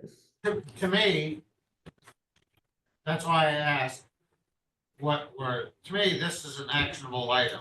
And I know it reduces what's left for ARPA, but you're relying on this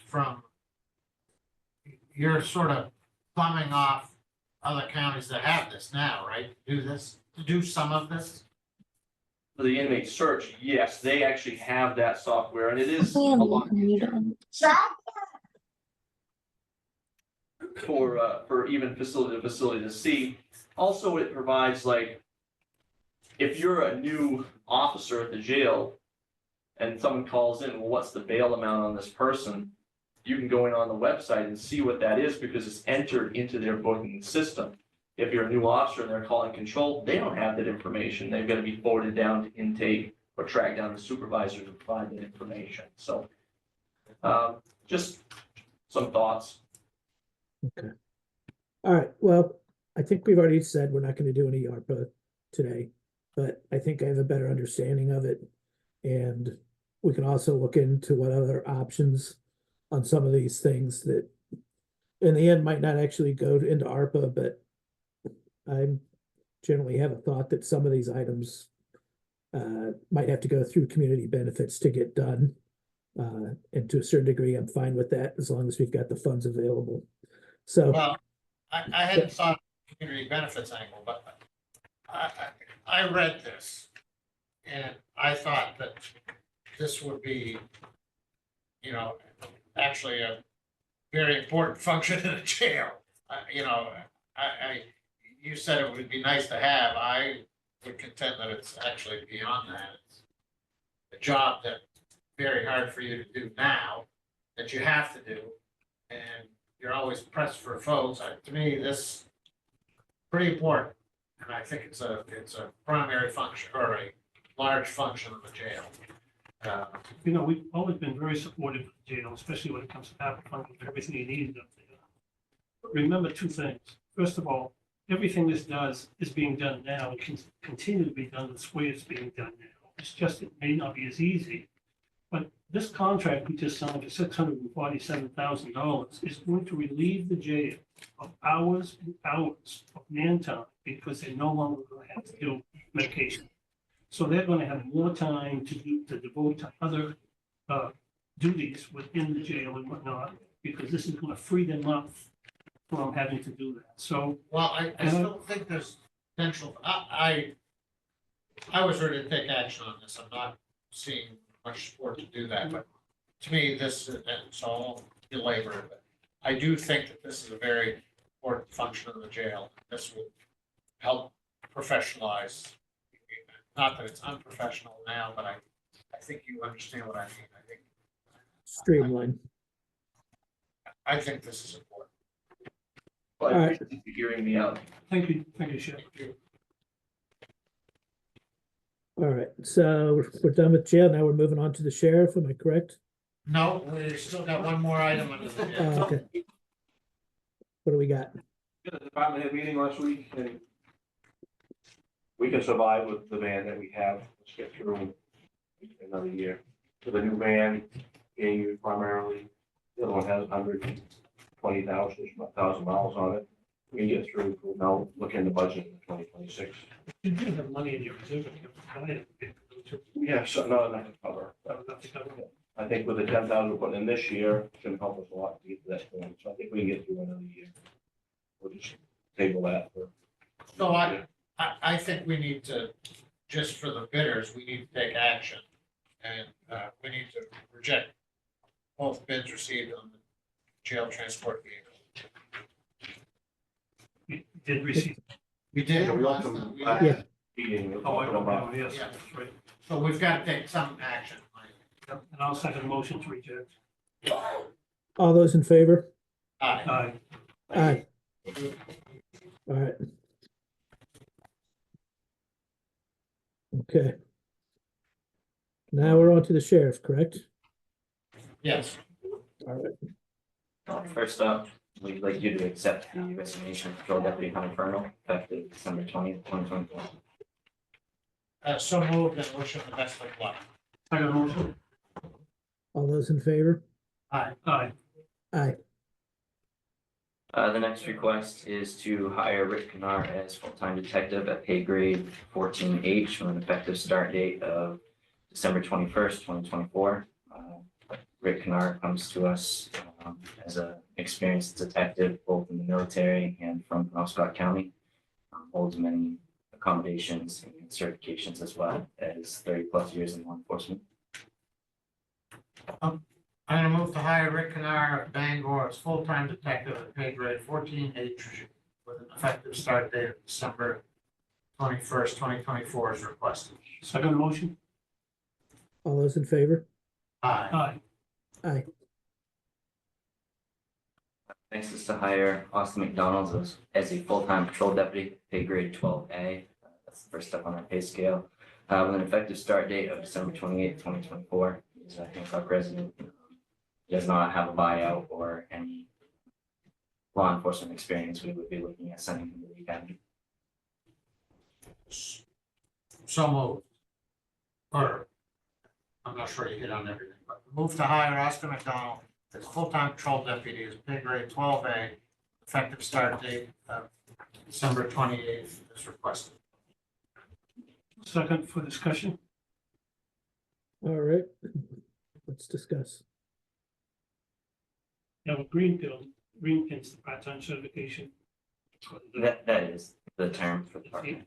Does he have a green pin? He has completed part of the process to obtain Which part's he completed? phase 1. So the second part of that would be phase 2, which an agency would sponsor them for.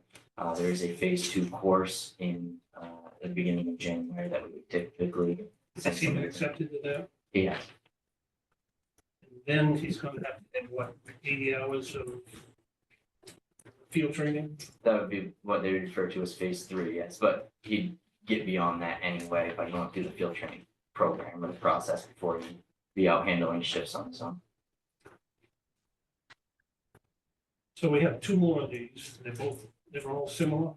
They are, yes. None of them are green pins. No, So they're all gonna need the same basic, just to get the part-time certification. And they're all gonna need academy training, the 4 blue pin training, right?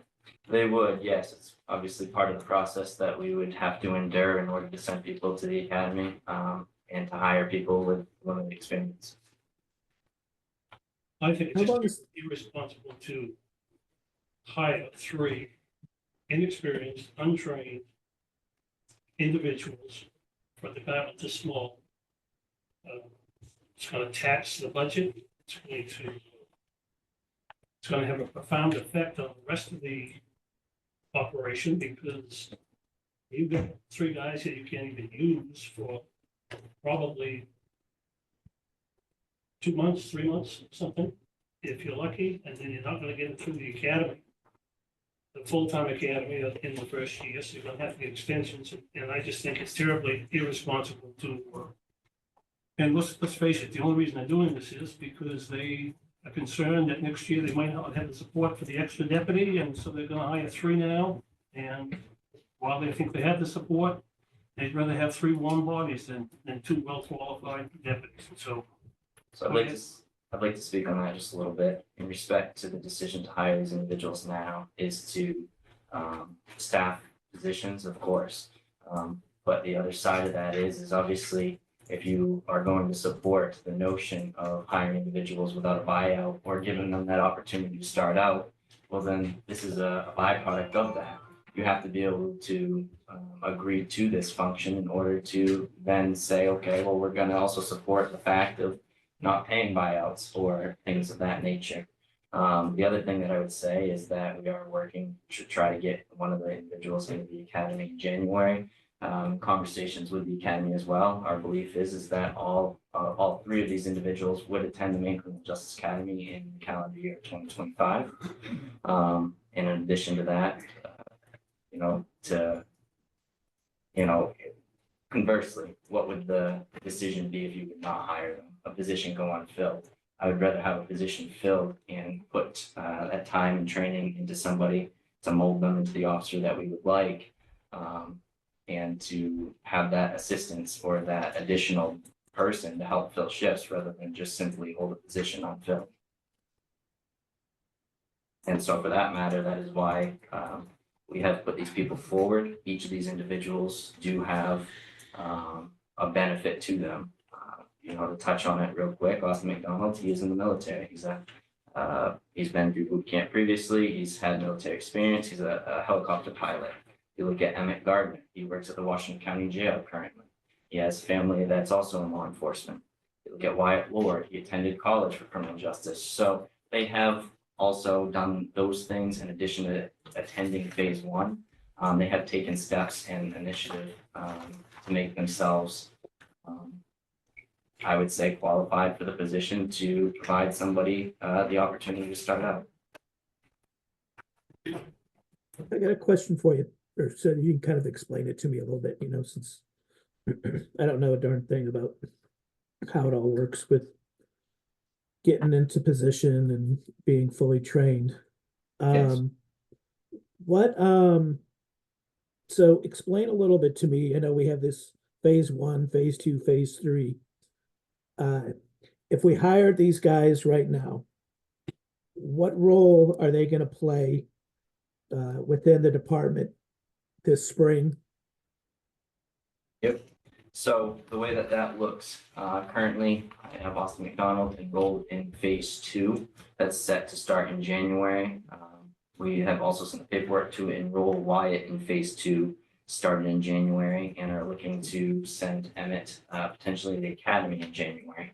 And so what that would look like for the individuals that would attend phase 2 in January is that's a 2-week program. At that point, we would then do the same as we've done historically in the sense that we would put them through the field training process. Once they complete the field training process, which an individual would have to do regardless if they go to the academy or not, in this case, they would do the field training program prior to attending the academy. Once they've completed that satisfactorily, they would then assist on, or they wouldn't assist, they would cover actual patrol shifts throughout the county in What- connection with obviously other deputies working at that time. So they would help us cover road shifts and would assist with staffing. What constitutes field training? Can you explain it a little bit? Yeah, so it's a standard, departments use the term field training or FTO. And there's also a state standard by Emily that's set forward as far as what those hours look like and things that need to be accomplished. But what it looks like is when you take somebody or hire them that has no experience, or even if they have been to the academy, because you certainly still need to go through the motions to ensure that they know what they're doing adequately. What that looks like is that field training depends on the hours. The hours of the field training depend on whether or not they've already attended the academy or not. With that being said, that field training program, you go through everything from traffic stops to information complaints to domestic violence complaints to responding to dead bodies, things like that, how to type reports, how to drive. So it's really a build from the ground up, a foundation to ensure that, you know, you're putting somebody out there that can adequately perform the job and that you have confidence in. Is this a 40-hour-a-week training? FTO typically, for most agencies is approximately 12 weeks. For the sheriff's office, for an individual that has not attended the academy, it is right around 36 shifts or so, plus or minus a few. And for an individual that has attended the academy at most agencies, that is about 6 weeks. And at the sheriff's office, we hold that to about 15 shifts.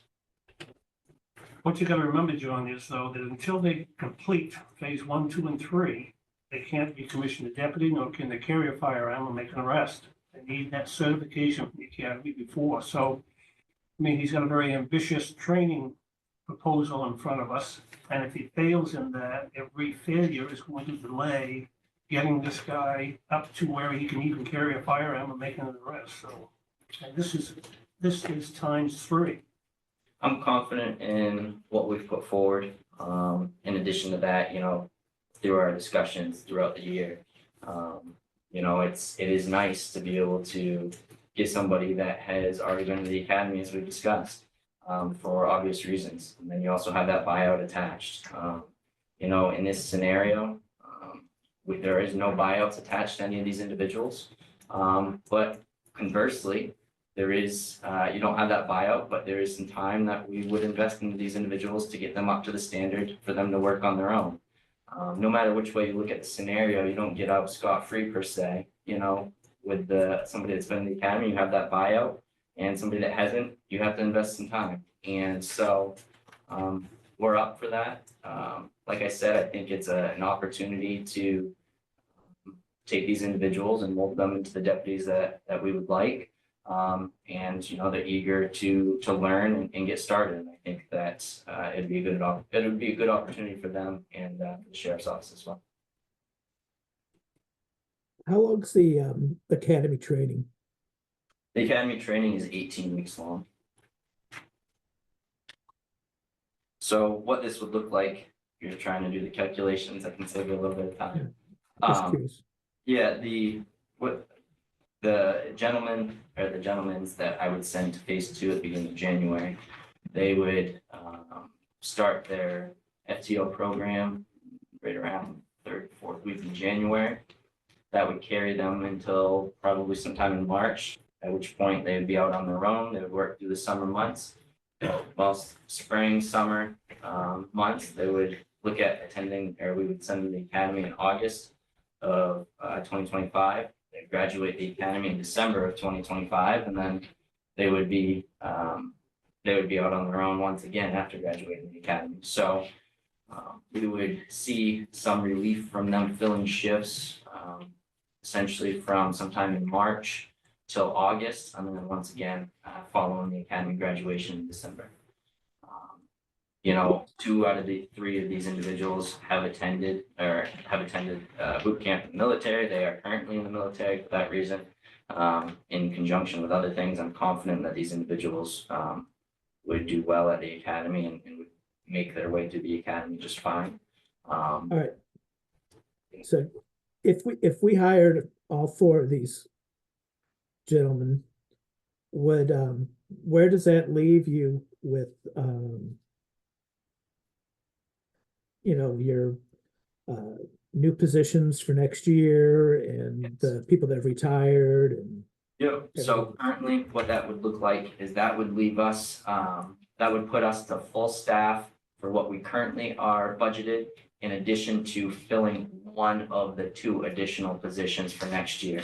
Now, I say that with the caveat that in speaking with John Stanley, one of our current deputies, he is, his house is under contract, and for family reasons, he is intending to put in his letter of resignation effective middle of January. So that brings us back down to net zero, essentially, that brings us down to net zero. And what I mean by that is that would still have the additional positions unfilled.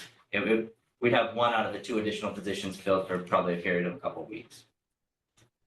all right, so to Commissioner Clark's concern about, you know, what's going to happen if we have all these guys taking positions and they're not really able to fill the spots? What's going to happen to like overtime, or like how are you guys going to handle it if this was to go through? Like, I'm not sure how the manpower is going to work.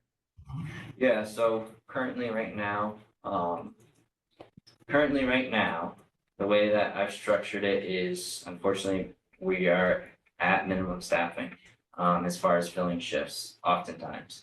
And it's just we're currently restructuring our sections in order to meet those staffing demands. It's not I'll be quite honest, it's not a comfortable time right now. We wouldn't see much relief until March, but we are making the best of it. And like I said, conversely, the option to not approve these hires does not put us in any better of a position. It just puts us down of bodies with no relief in sight. Whereas right now I can say at least there'll be some relief sometime around March. The other reason for the timing of this is because there's not another phase 2 course. Phase 2 is only offered at certain times throughout the year. And there's not another phase 2 course right now available after January until the end of March. So again, if you were to then start that process and say, okay, let's stagger it, well, then you see even less relief. This is the best strategic path moving forward right now with the position that we're in. And it's, I think, the best path moving forward, both for staffing, but for the sheriff's office. All right, so I've got something else for you. So, and it's kind of unfair a little bit to you to ask, but so you've got a lot of people leaving the sheriff's office over the last 6 weeks and coming up. Yep. I kind of want to know what's going on. Yep. I mean, why aren't we holding on to people? Yeah, so 2 out of the 3 individuals that you'd be referencing just relocated. So one relocated for personal family reasons. Another relocated for a job opportunity that was going to pay far more money, to be quite honest. And then another relocated another did not relocate. Hunter Fernald, to be, I guess, put it black and white. Ever since he was a little kid, he wanted to be a trooper. And he's going to work for the Maine State Police. With that being said, he also is going to make, I think he said, about approximately $5 more an hour to live in the same area. And I mean, conversely, that's, over $10,000 more a year to do essentially the same job, living in the same area. And it's hard to compete with that.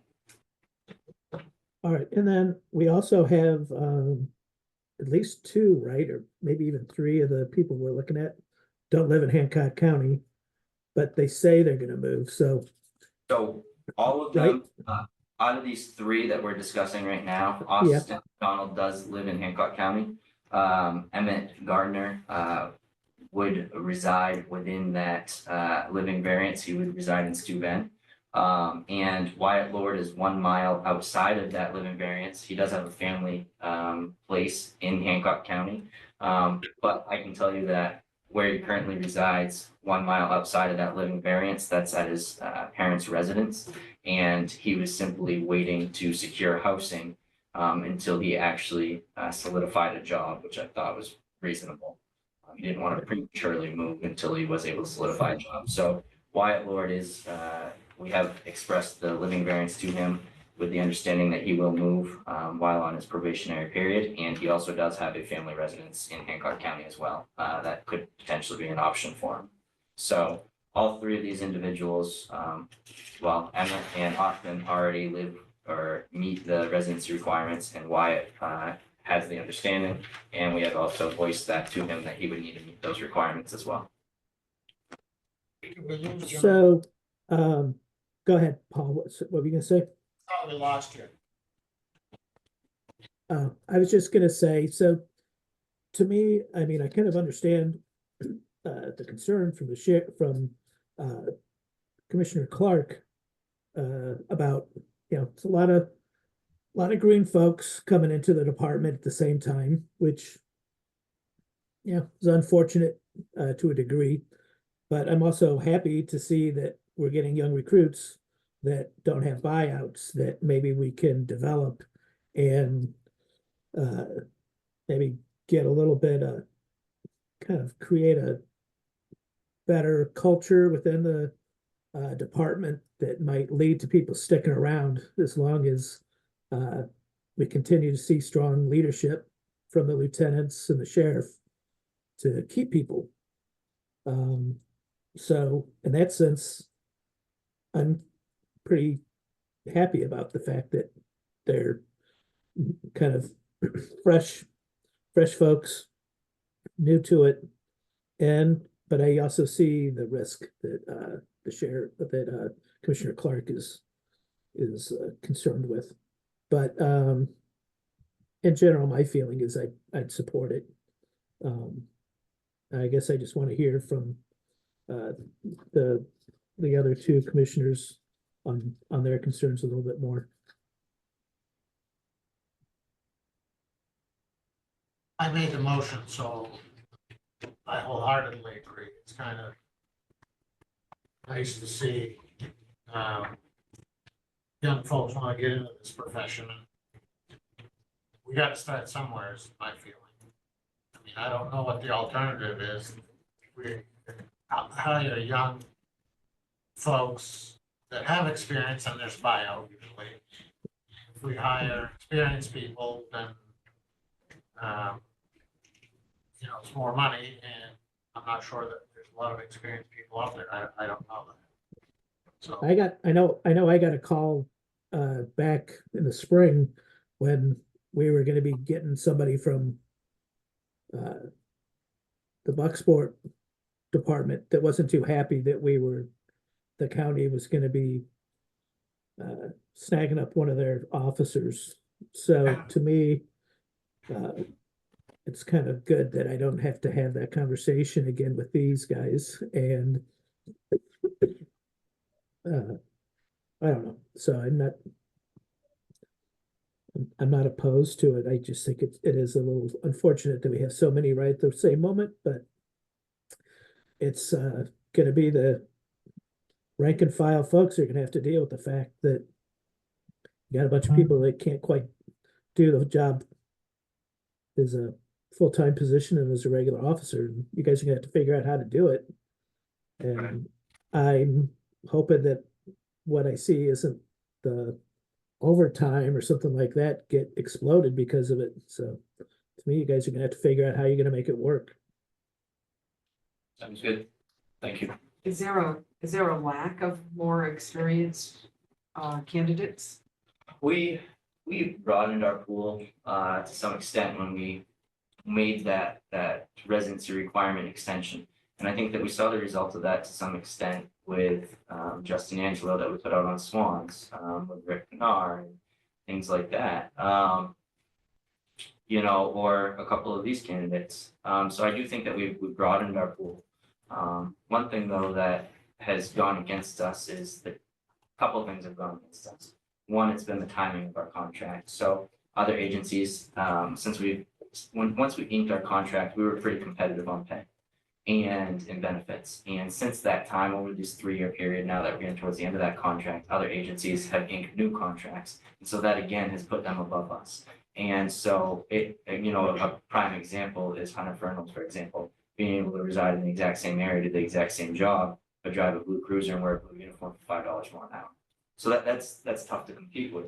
The other thing though, is that, you know, when you look at where we are geographically, Hancock County, in my opinion, from being up there, has always had a much easier time to employ people for a couple of reasons. One being they have the universities up there, so although we do reach out and try to get individuals from that, it is easier when the universities are located directly in your area. But in addition to that, they also have a large number, in comparison to us, a large number more of municipalities or other police departments that have experienced officers that maybe want to make a change for various different reasons. So there's just a lot more, a much more vast quantity of certified officers in the Hancock County area. You know, when you look at agencies, like I just got off the phone with the Washington County Chief last week, they're not doing much better than us as far as, you know, blue-pin applicants, because of the same scenario, the same fact that when you look at contracts for their geographic location, they don't have a large pool of existing certified officers where they are. And so for that reason, I think those are a couple of things that we contend with. But once again, I think that we did see a little bit of a benefit when we did extend that living variance. And I think moving forward with contract negotiations and different things like that, I'm hopeful that, you know, we'll stay on track. All right. Any other discussion?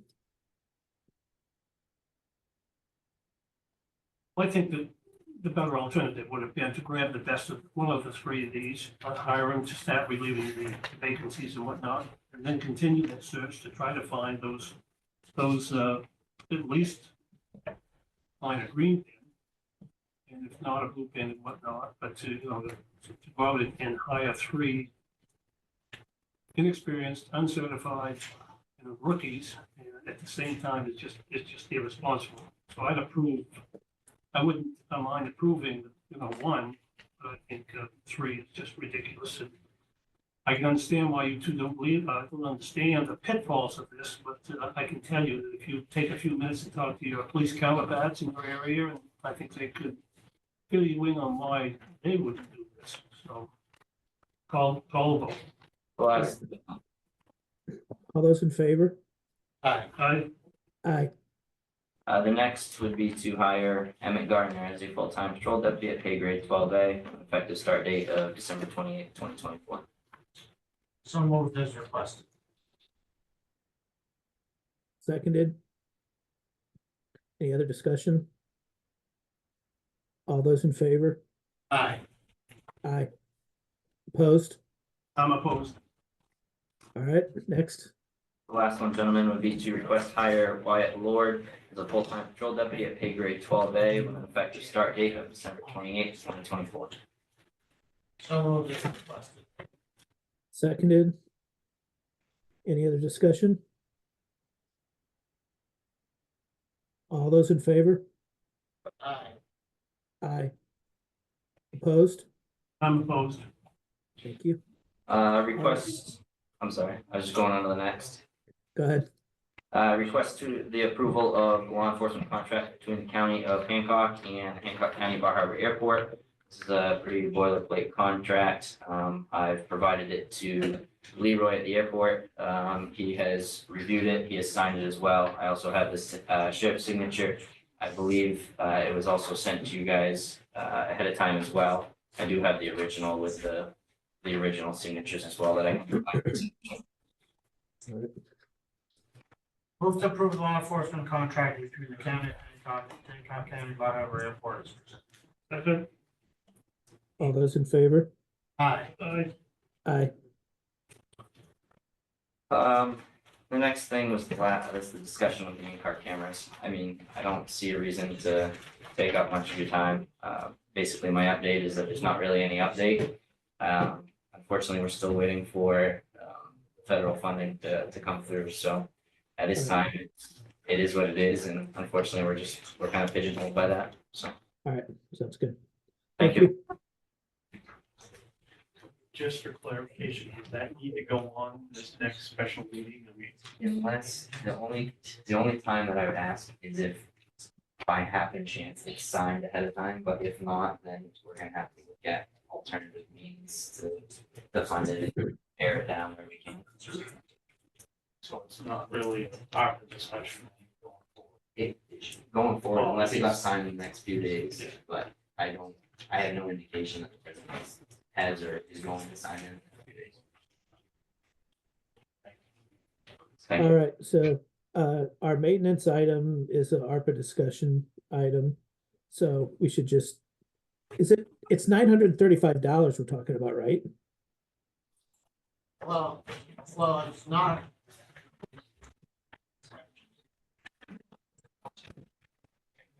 It says on here, ARPA funds or from the G1 3001 building reserve fund. Let's avoid the after discussion. He's gonna have $1 million in his building reserve fund, so let's give him 935 of that, we can. Perfectly acceptable. That's what my intention. Well, and because we pay the bill. Yeah. Yeah, Yeah, clearly what you're. pay it for, Well, just pay it from reserves. So I'm gonna move to approve the DA generator cost overrun of $935 to be paid from the building reserve fund G1 -3011-00.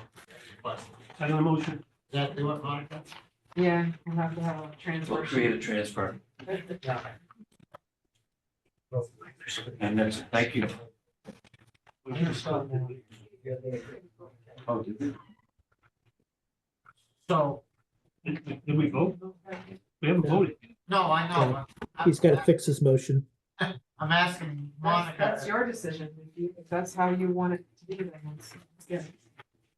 Okay, but you were shaking your head at first. Well, Because we don't have a. to me, it's $935. It should just be a tack on from ARPA, but like I said, that's not my decision. It's your decision. So 900 here, 900 there, after a while, you're getting at the whole thing, so let's not go there. But we would have to create a transfer. we will have to create a transfer sheet. Yes. So From- next time, we're gonna have to Yes. Yes. sign a transfer sheet. Or Yes, somebody's So, gonna have to. yes. We ready to vote? Sure. All those in Aye. favor? Aye. All right. All right, so we're ready for the RCC.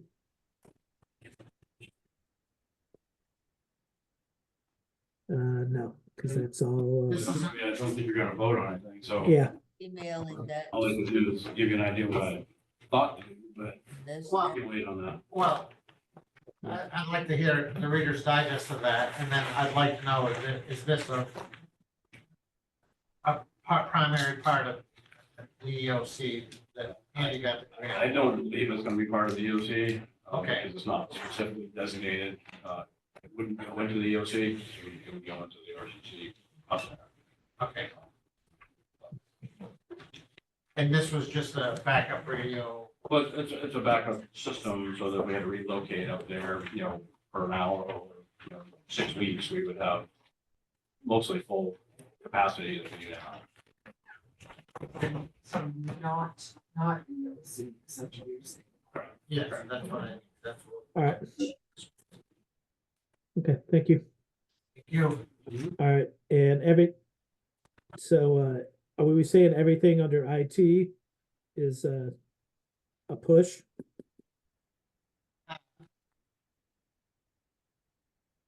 I just want Chuck has already touched on the priority one items. I'm just wondering if the 2, 3, 4 are, EOC essential items.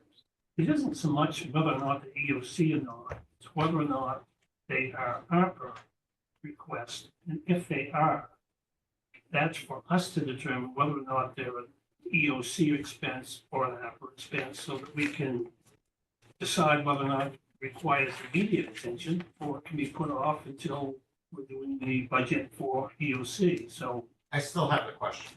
Well, communications and phones is gonna be a shared expense. I mean, That's, he's gonna use them at he's not here anymore, but. that's a EOC priority one item. That's priority one. Okay, yeah, you items. answered that. 2,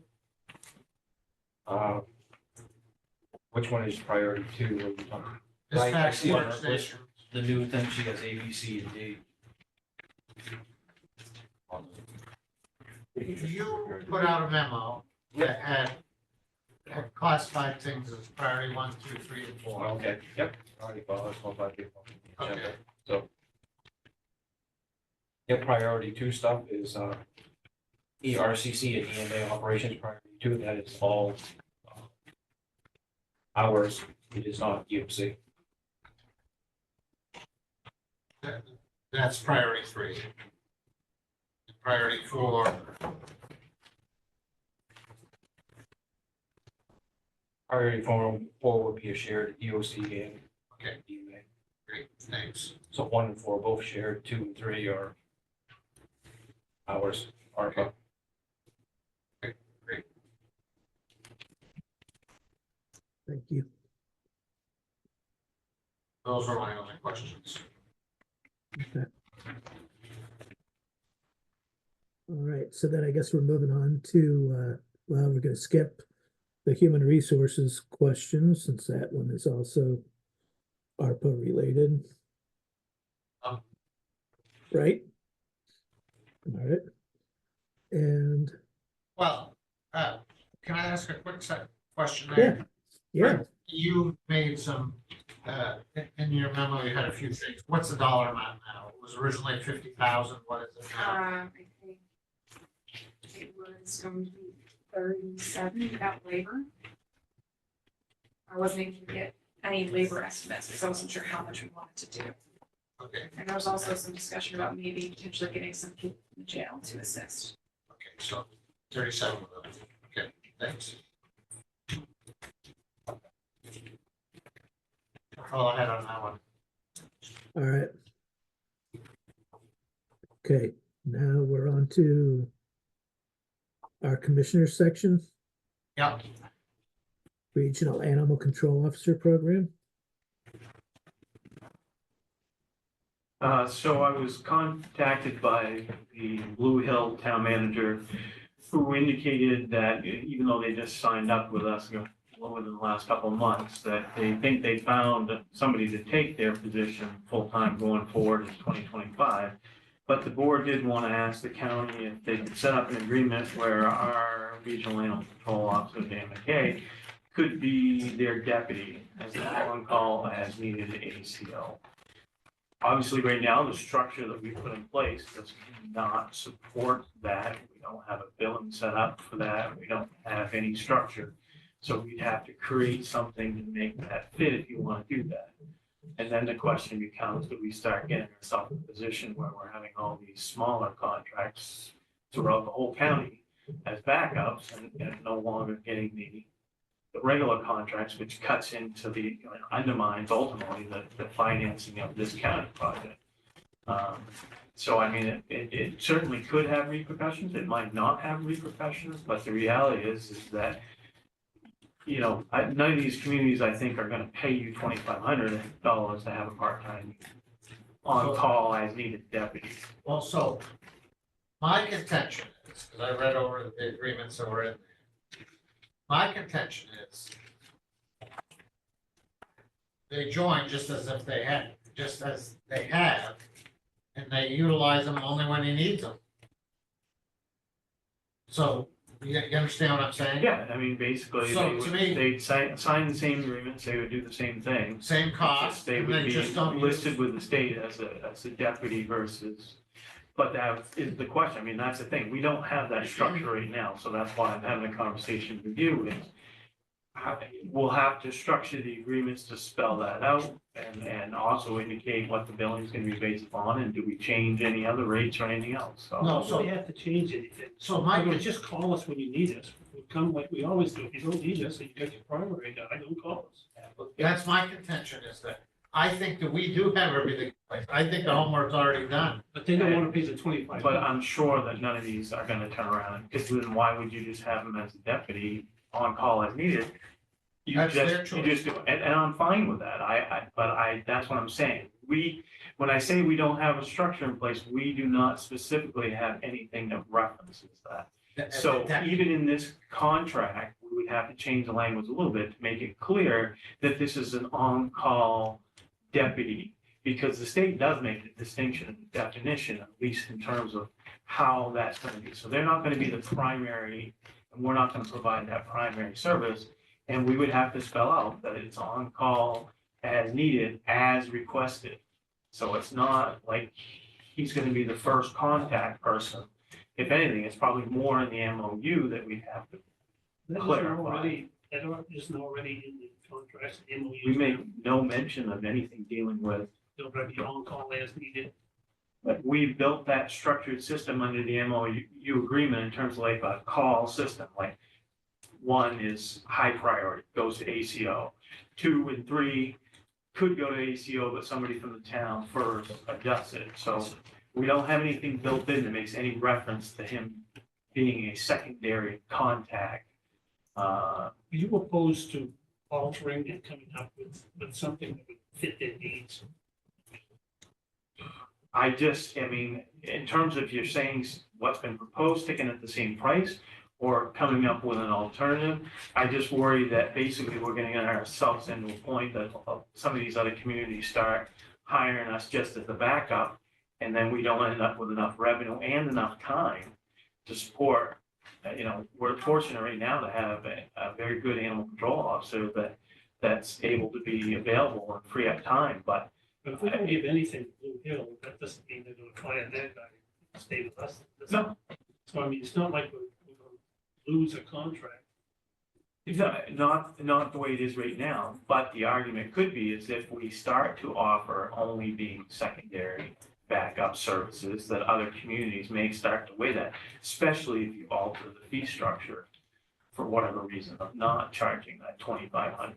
So, Sorry, is Blue Hill willing to stick with the current contract for now, or? Well, yeah, they have to, because they're obligated until the end of the year anyway. This year, till December, so it's yearly. So they were given a prorated agreement based on that ends on the 31st. So I mean, they couldn't even give their 30-day notice, so they know that they're stuck with the county either way until January 1st anyway. Well, I feel that county administrator is a ACO manager, that if he really isn't keen on this, we shouldn't get him. Well, it's either stick with that contract the next year, or have your guy do it all, if that's the way you feel it. I mean, I'm not opposed to them doing it, but I think it gets back to, we have to have a fee structure in there that still supports what the program was designed on. Do you want to do that? Do you think that's the right thing to do? so can I ask a couple questions? Well, excuse me, I'd like to know from a manager, ICO manager, if he recommends that we do this. So I think there's a potential that we put ourselves in a position of having exposure to lose more towns and cities that way. You wouldn't be in favor. And no, I mean, if anything, I'd like to build this up more, because like I said, we are fortunate right now that we've found somebody that has the ability to do this on a part-time basis. But my fear is when that person decides to go on, or it's no longer worthwhile to them, that, we'll have difficulties achieving that, especially, I mean, he's had some weeks lately with 1 or 2 hours administrative. He's not even really having a lot of calls. I mean, at some point, that would be hard to support for most people. They just wouldn't want to even deal with that for that person. So, I mean, I would like to see us adding communities, not necessarily starting to scale back with communities. But again, I mean, the argument is if we're the secondary, we're there, and if something happens to the primary, or the primary quits, they can always come in and change it. But I do think the structure, you just need to tell me whether the structure is gonna remain the same for a secondary part-time, and they still gotta pay all that, which I think would certainly discourage probably most communities saying, well, why wouldn't we just hire them anyway? Or at least coming up with some type of structure that we're not gonna provide the services that we're providing just for the ACO's time and mileage. Because I don't think that really covers all the costs and eventually would potentially undermine going forward. I don't personally want to see it change from where we're at, but go ahead, Paul, sorry. So this is my feeling. We don't alter any of the fee structure. We don't even have to alter the agreement. Who they call is their business. If they want to call us, great. Remember, the price does not change. So I agree with Michael. Why would they have their own if they can have this? That's the point I'm trying to make. If they want to use us as a secondary, great, but they still have to sign this agreement. They still have to pay the $2,500 and they still have to pay the incident fee. That I am not willing to move on, because otherwise it does exactly what Michael says and undermines the program. But how they use us, we can't force them to use us, in all instances. To me, that's their business. So if we take that position, it requires no action, right? You just tell them, sign a Yeah, contract. just saying that that's my what the point. deal would be. So I'll take that position as well. Yeah. John, Yeah, that makes perfect sense to me. I don't requires want to change anything. tell them. Well, I mean, it would probably be good if that's it. I guess, is that a consensus opinion? I mean, I should be able to obviously go back to the town and city and say there's a basis on that. So Yeah. it would be nice to have a vote, but I mean, if you feel it's unnecessary, then, What would, I'm willing to make a motion. The motion would be to leave the document as, leave the program as it is. document same, fees the same, and just allowing communities now to also choose us to be their secondary. It doesn't, it really doesn't say that they have to. It wouldn't be in the agreement, it would be more the MOU, Yeah, really. but I'm looking at the MOU, and I don't see that it. It's whatever, I mean, if you guys are fine with that, I don't wanna create the extra work, so I mean, I'll be Mike, okay. we're fine with that, and try to explain as best you can to Blue Hill the rationale on why we decided to do that. Yeah, it just says the town, Trenton through regional, employed by Hancock County. All right, if you guys are fine with Doesn't that, say then that we're that's, gonna be a primary, it just says we're gonna be an animal I control can officer. convey to them, and that's the official position, until otherwise, correct? Yes. Okay, All right. thank you. Okay, now we're going to be going into executive session, right? My question is, do we need to go into executive session? We have documents ready to sign. Yeah. So we do have the documents that were given to us last night here. It's my understanding that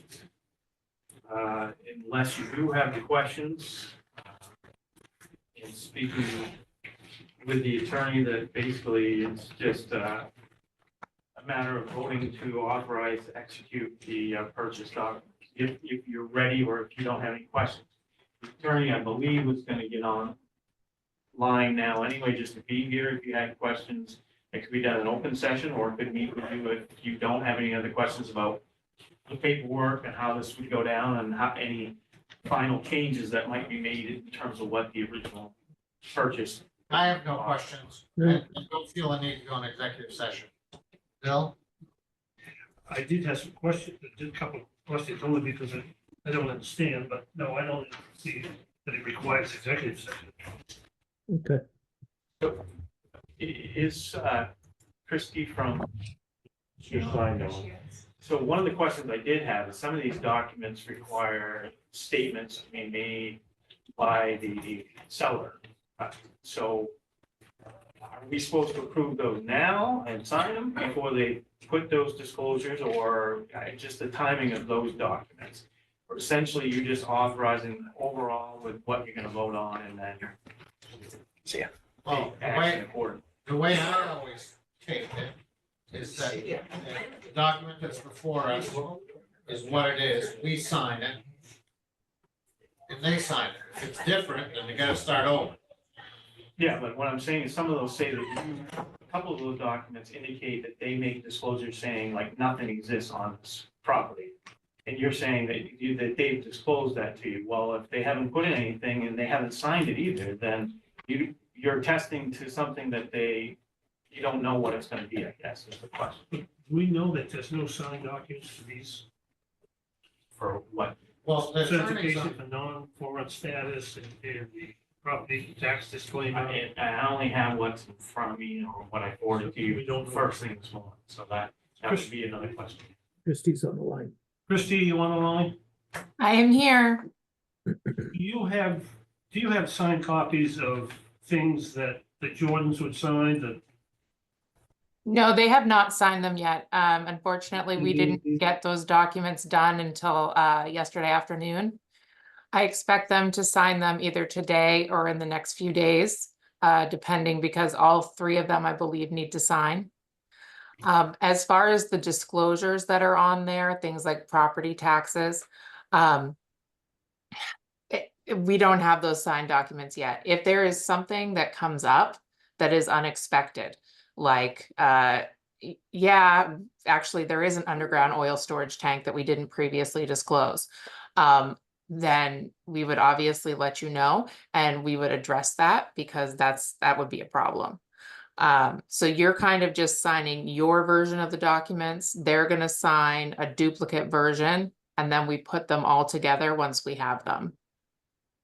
is there any danger in us signing first? No.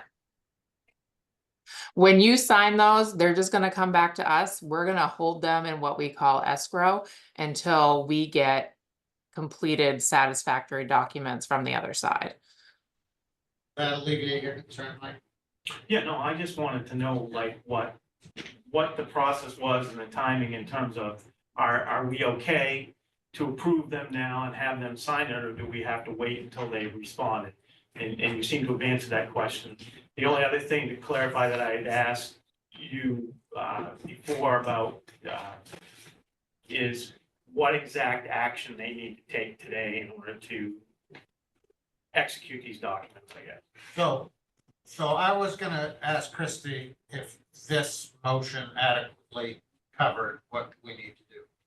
And that's move to sign the transfer documents, closing statement, and escrow agreement for the purchase of 17 Wyman Road property as presented. Yes. So that's my motion. I'll second the motion. All right, any other discussion? Hearing none. All those in favor? Aye. Aye. Aye. Another big day for Hancock County. So, Christie, we still have to sign additional documents? to get No, The deed? no, just the seller signs the deed. Okay, so we've done everything we need, and now they just need to sign their documents and provide us with the deeds, correct? Yes. Yep. If anything else comes up, we'll let you know, but I believe that motion was to sign the transfer documents, so I don't expect any additional documents to appear. And when can you expect a deed? Any idea? I would say hopefully by the end of the week. I know that the three of them that are signing are not like together, so their attorney needs to get the documents to them, and they'll let me know when that is done. Okay, very good. It's not a big issue, but it's something the architect, Sure. it settles one of his issues, that's all. We had the same question by the insurance company too. So as soon as it's final, I've got to let them know immediately as well, so. Yeah, well, I'll let you know as soon as we get all the documents together, and we will have considered it closed. At this time, we're kind of just collecting all the documents to put them together, until we get to that point. The only issue I had, it's minor, it's not even worth highly mentioning, but property taxes. Yep. This is because they paid the full tax and we're gonna refund them for a certain portion. Yes, Even though we don't pay property tax. yeah, unfortunately. So going forward next year on the taxing, it won't be subject to property taxes because it will have been owned by the county. But because we're still in the previous tax year, and they've paid for the full year, then generally the seller does get reimbursed for that prorated remaining amount. Well, if it'd been substantial, they could have filed for an abatement though. I mean, anyways, it's not a big deal. No. So I have a question. Yep. Is C still, okay, so I moved to sign the documents. Do you need a separate action that says that we approve closing, or de facto did that do that? Let's do one to approve closing as well. Okay, that's what my feeling was, but, okay. So are we on to item C? Yep. I'm gonna move to approve closing on the purchase of the 17 Wyman Road property in Hancock. Back to the motion. All those in favor? Aye. Aye. Aye. All right. All right. So, now are we, doing some union negotiations? We're discussing union negotiations in executive session. Actually, motion and approve that, then you asked if it was okay No, I made that motion. before, and you voted. No, I moved to sign the documents. Yeah. The second motion was to move to approve closing. So we kind of went backwards, but yes. No, actually, we didn't go. He doesn't think closing was covered under the first motion. Yeah. He's Yeah. making the cover all. Yeah, to do everything, but that's what I'm saying. I mean, usually you both do close and then approve signing the documents, everything. But as long as both motions have been taken. Well, because you can sign, yeah. That's- We could hide this.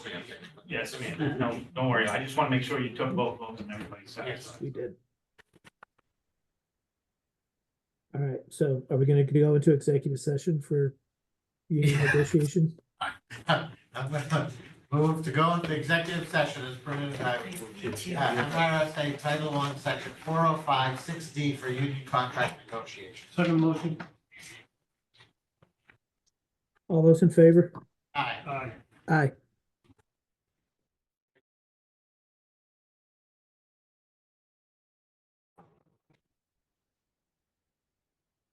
All right, we're coming out of executive session with nothing to report. County administrator comments? Nothing other to mention. Obviously, like I said, I originally intended on going on vacation next week, but I will obviously try to be here for those two meetings that need to undertake anyway, so. Two meetings. Oh, one. Well, one would be for the committee and then the other one for, and at some point, obviously, once the committee meets, we'll put, I mean, if we meet Thursday, then we might be able to finish putting a draft in the agenda to send you guys on Friday to approve it, so. But anyway, yeah, just, I'll be around, but I hadn't planned on being here every single day next week. Not unlike everybody else, a lot of us have time that we need to use up before the end of the year, we lose it. And obviously, people are trying to do it at a period which normally would have been. kind of- I don't have any time left, so I don't care. Exactly. So what we're talking about at meeting is the, Friday the 27th at 8:30.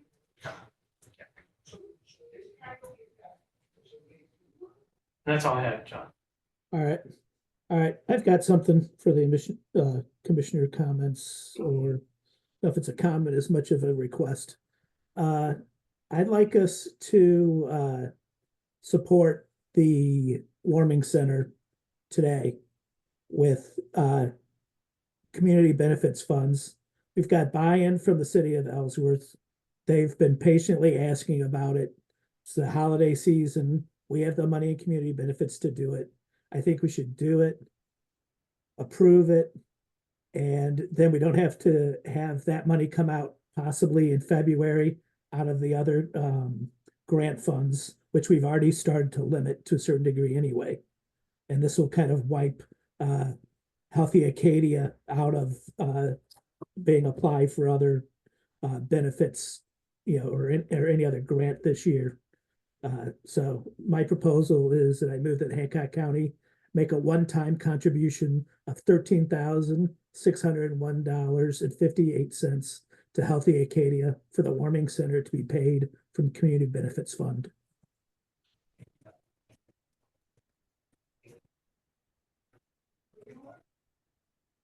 Is that a motion, John? Yeah, that's a motion.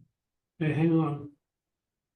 I don't have that community benefits in front of me. There's more, there's plenty of money in there for that. Yeah, I've checked it earlier today. We're That's not an issue. Yeah.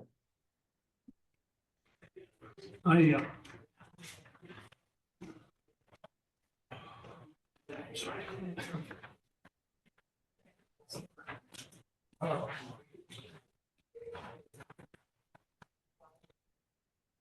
I guess my first comment is that I don't know how we stop the floodgates. I mean, how do we decide that Healthy Acadia and warming centers is more worthy than the next, worthy cause that comes down the road? And, the city of Ellsworth has known Healthy Acadia needed this money for quite some time, and they had ARPA funds left over they could have devoted and bailed them out. And I think strategy-wise, they were hoping if they contributed half, they could get half out of us. And it sounds to me like the 17,000 is coming out of their ARPA funds, so. They could have taken the full 30,000 out of ARPA before they gave that to some other causes, and I understand. I'd like to know what they did with the rest of their ARPA money before I start giving them ours, Yeah, well, that's why we're not gonna use our ARPA money for it. Our funds, so. I understand, but let's just keep in mind, it's a community benefits fund. I think we've supported other actions like this in the past, like when we gave money to the oil fund. So there's been other, we've also done some contributions to home over the last couple of years during this time of year to help out with the winter weather. To me, this is our contribution we're doing this year in that regard. Really, there's no emergency to do it out of community benefits. You can do it at any time. So I think it's dying for lack of a second. It died for the lack of a second. All right. I think what he's suggesting, John, is he might want to bring it up again in the new year and see if there's it. It isn't like they need the money today anyway, so they don't need it until February. Well, and don't need it in February, and what Ellsworth did is they didn't actually give them the money, they did as I understood it, they did a contribution if there's money left over. No, they contributed a definite sum of money. Because that left Healthy Acadia knowing exactly how much they were short. That's why they've got such an odd number in front of us. But the city of Ellsworth was $17,000 the city set up, wasn't it, John? Yeah. Because they talked about what was the term they used? If there's money left over, what do we? Yeah, well, that was a different situation for us. It was All right. All right, is there anything other business or any other comments you gentlemen have? Oh, other than, thank you, gentlemen, I learned a lot. It was a pleasure, thank you. Don't make it sound like you're not coming back. Well, I got one meeting. All right, well, we'll see you on Friday, next Friday. That's right.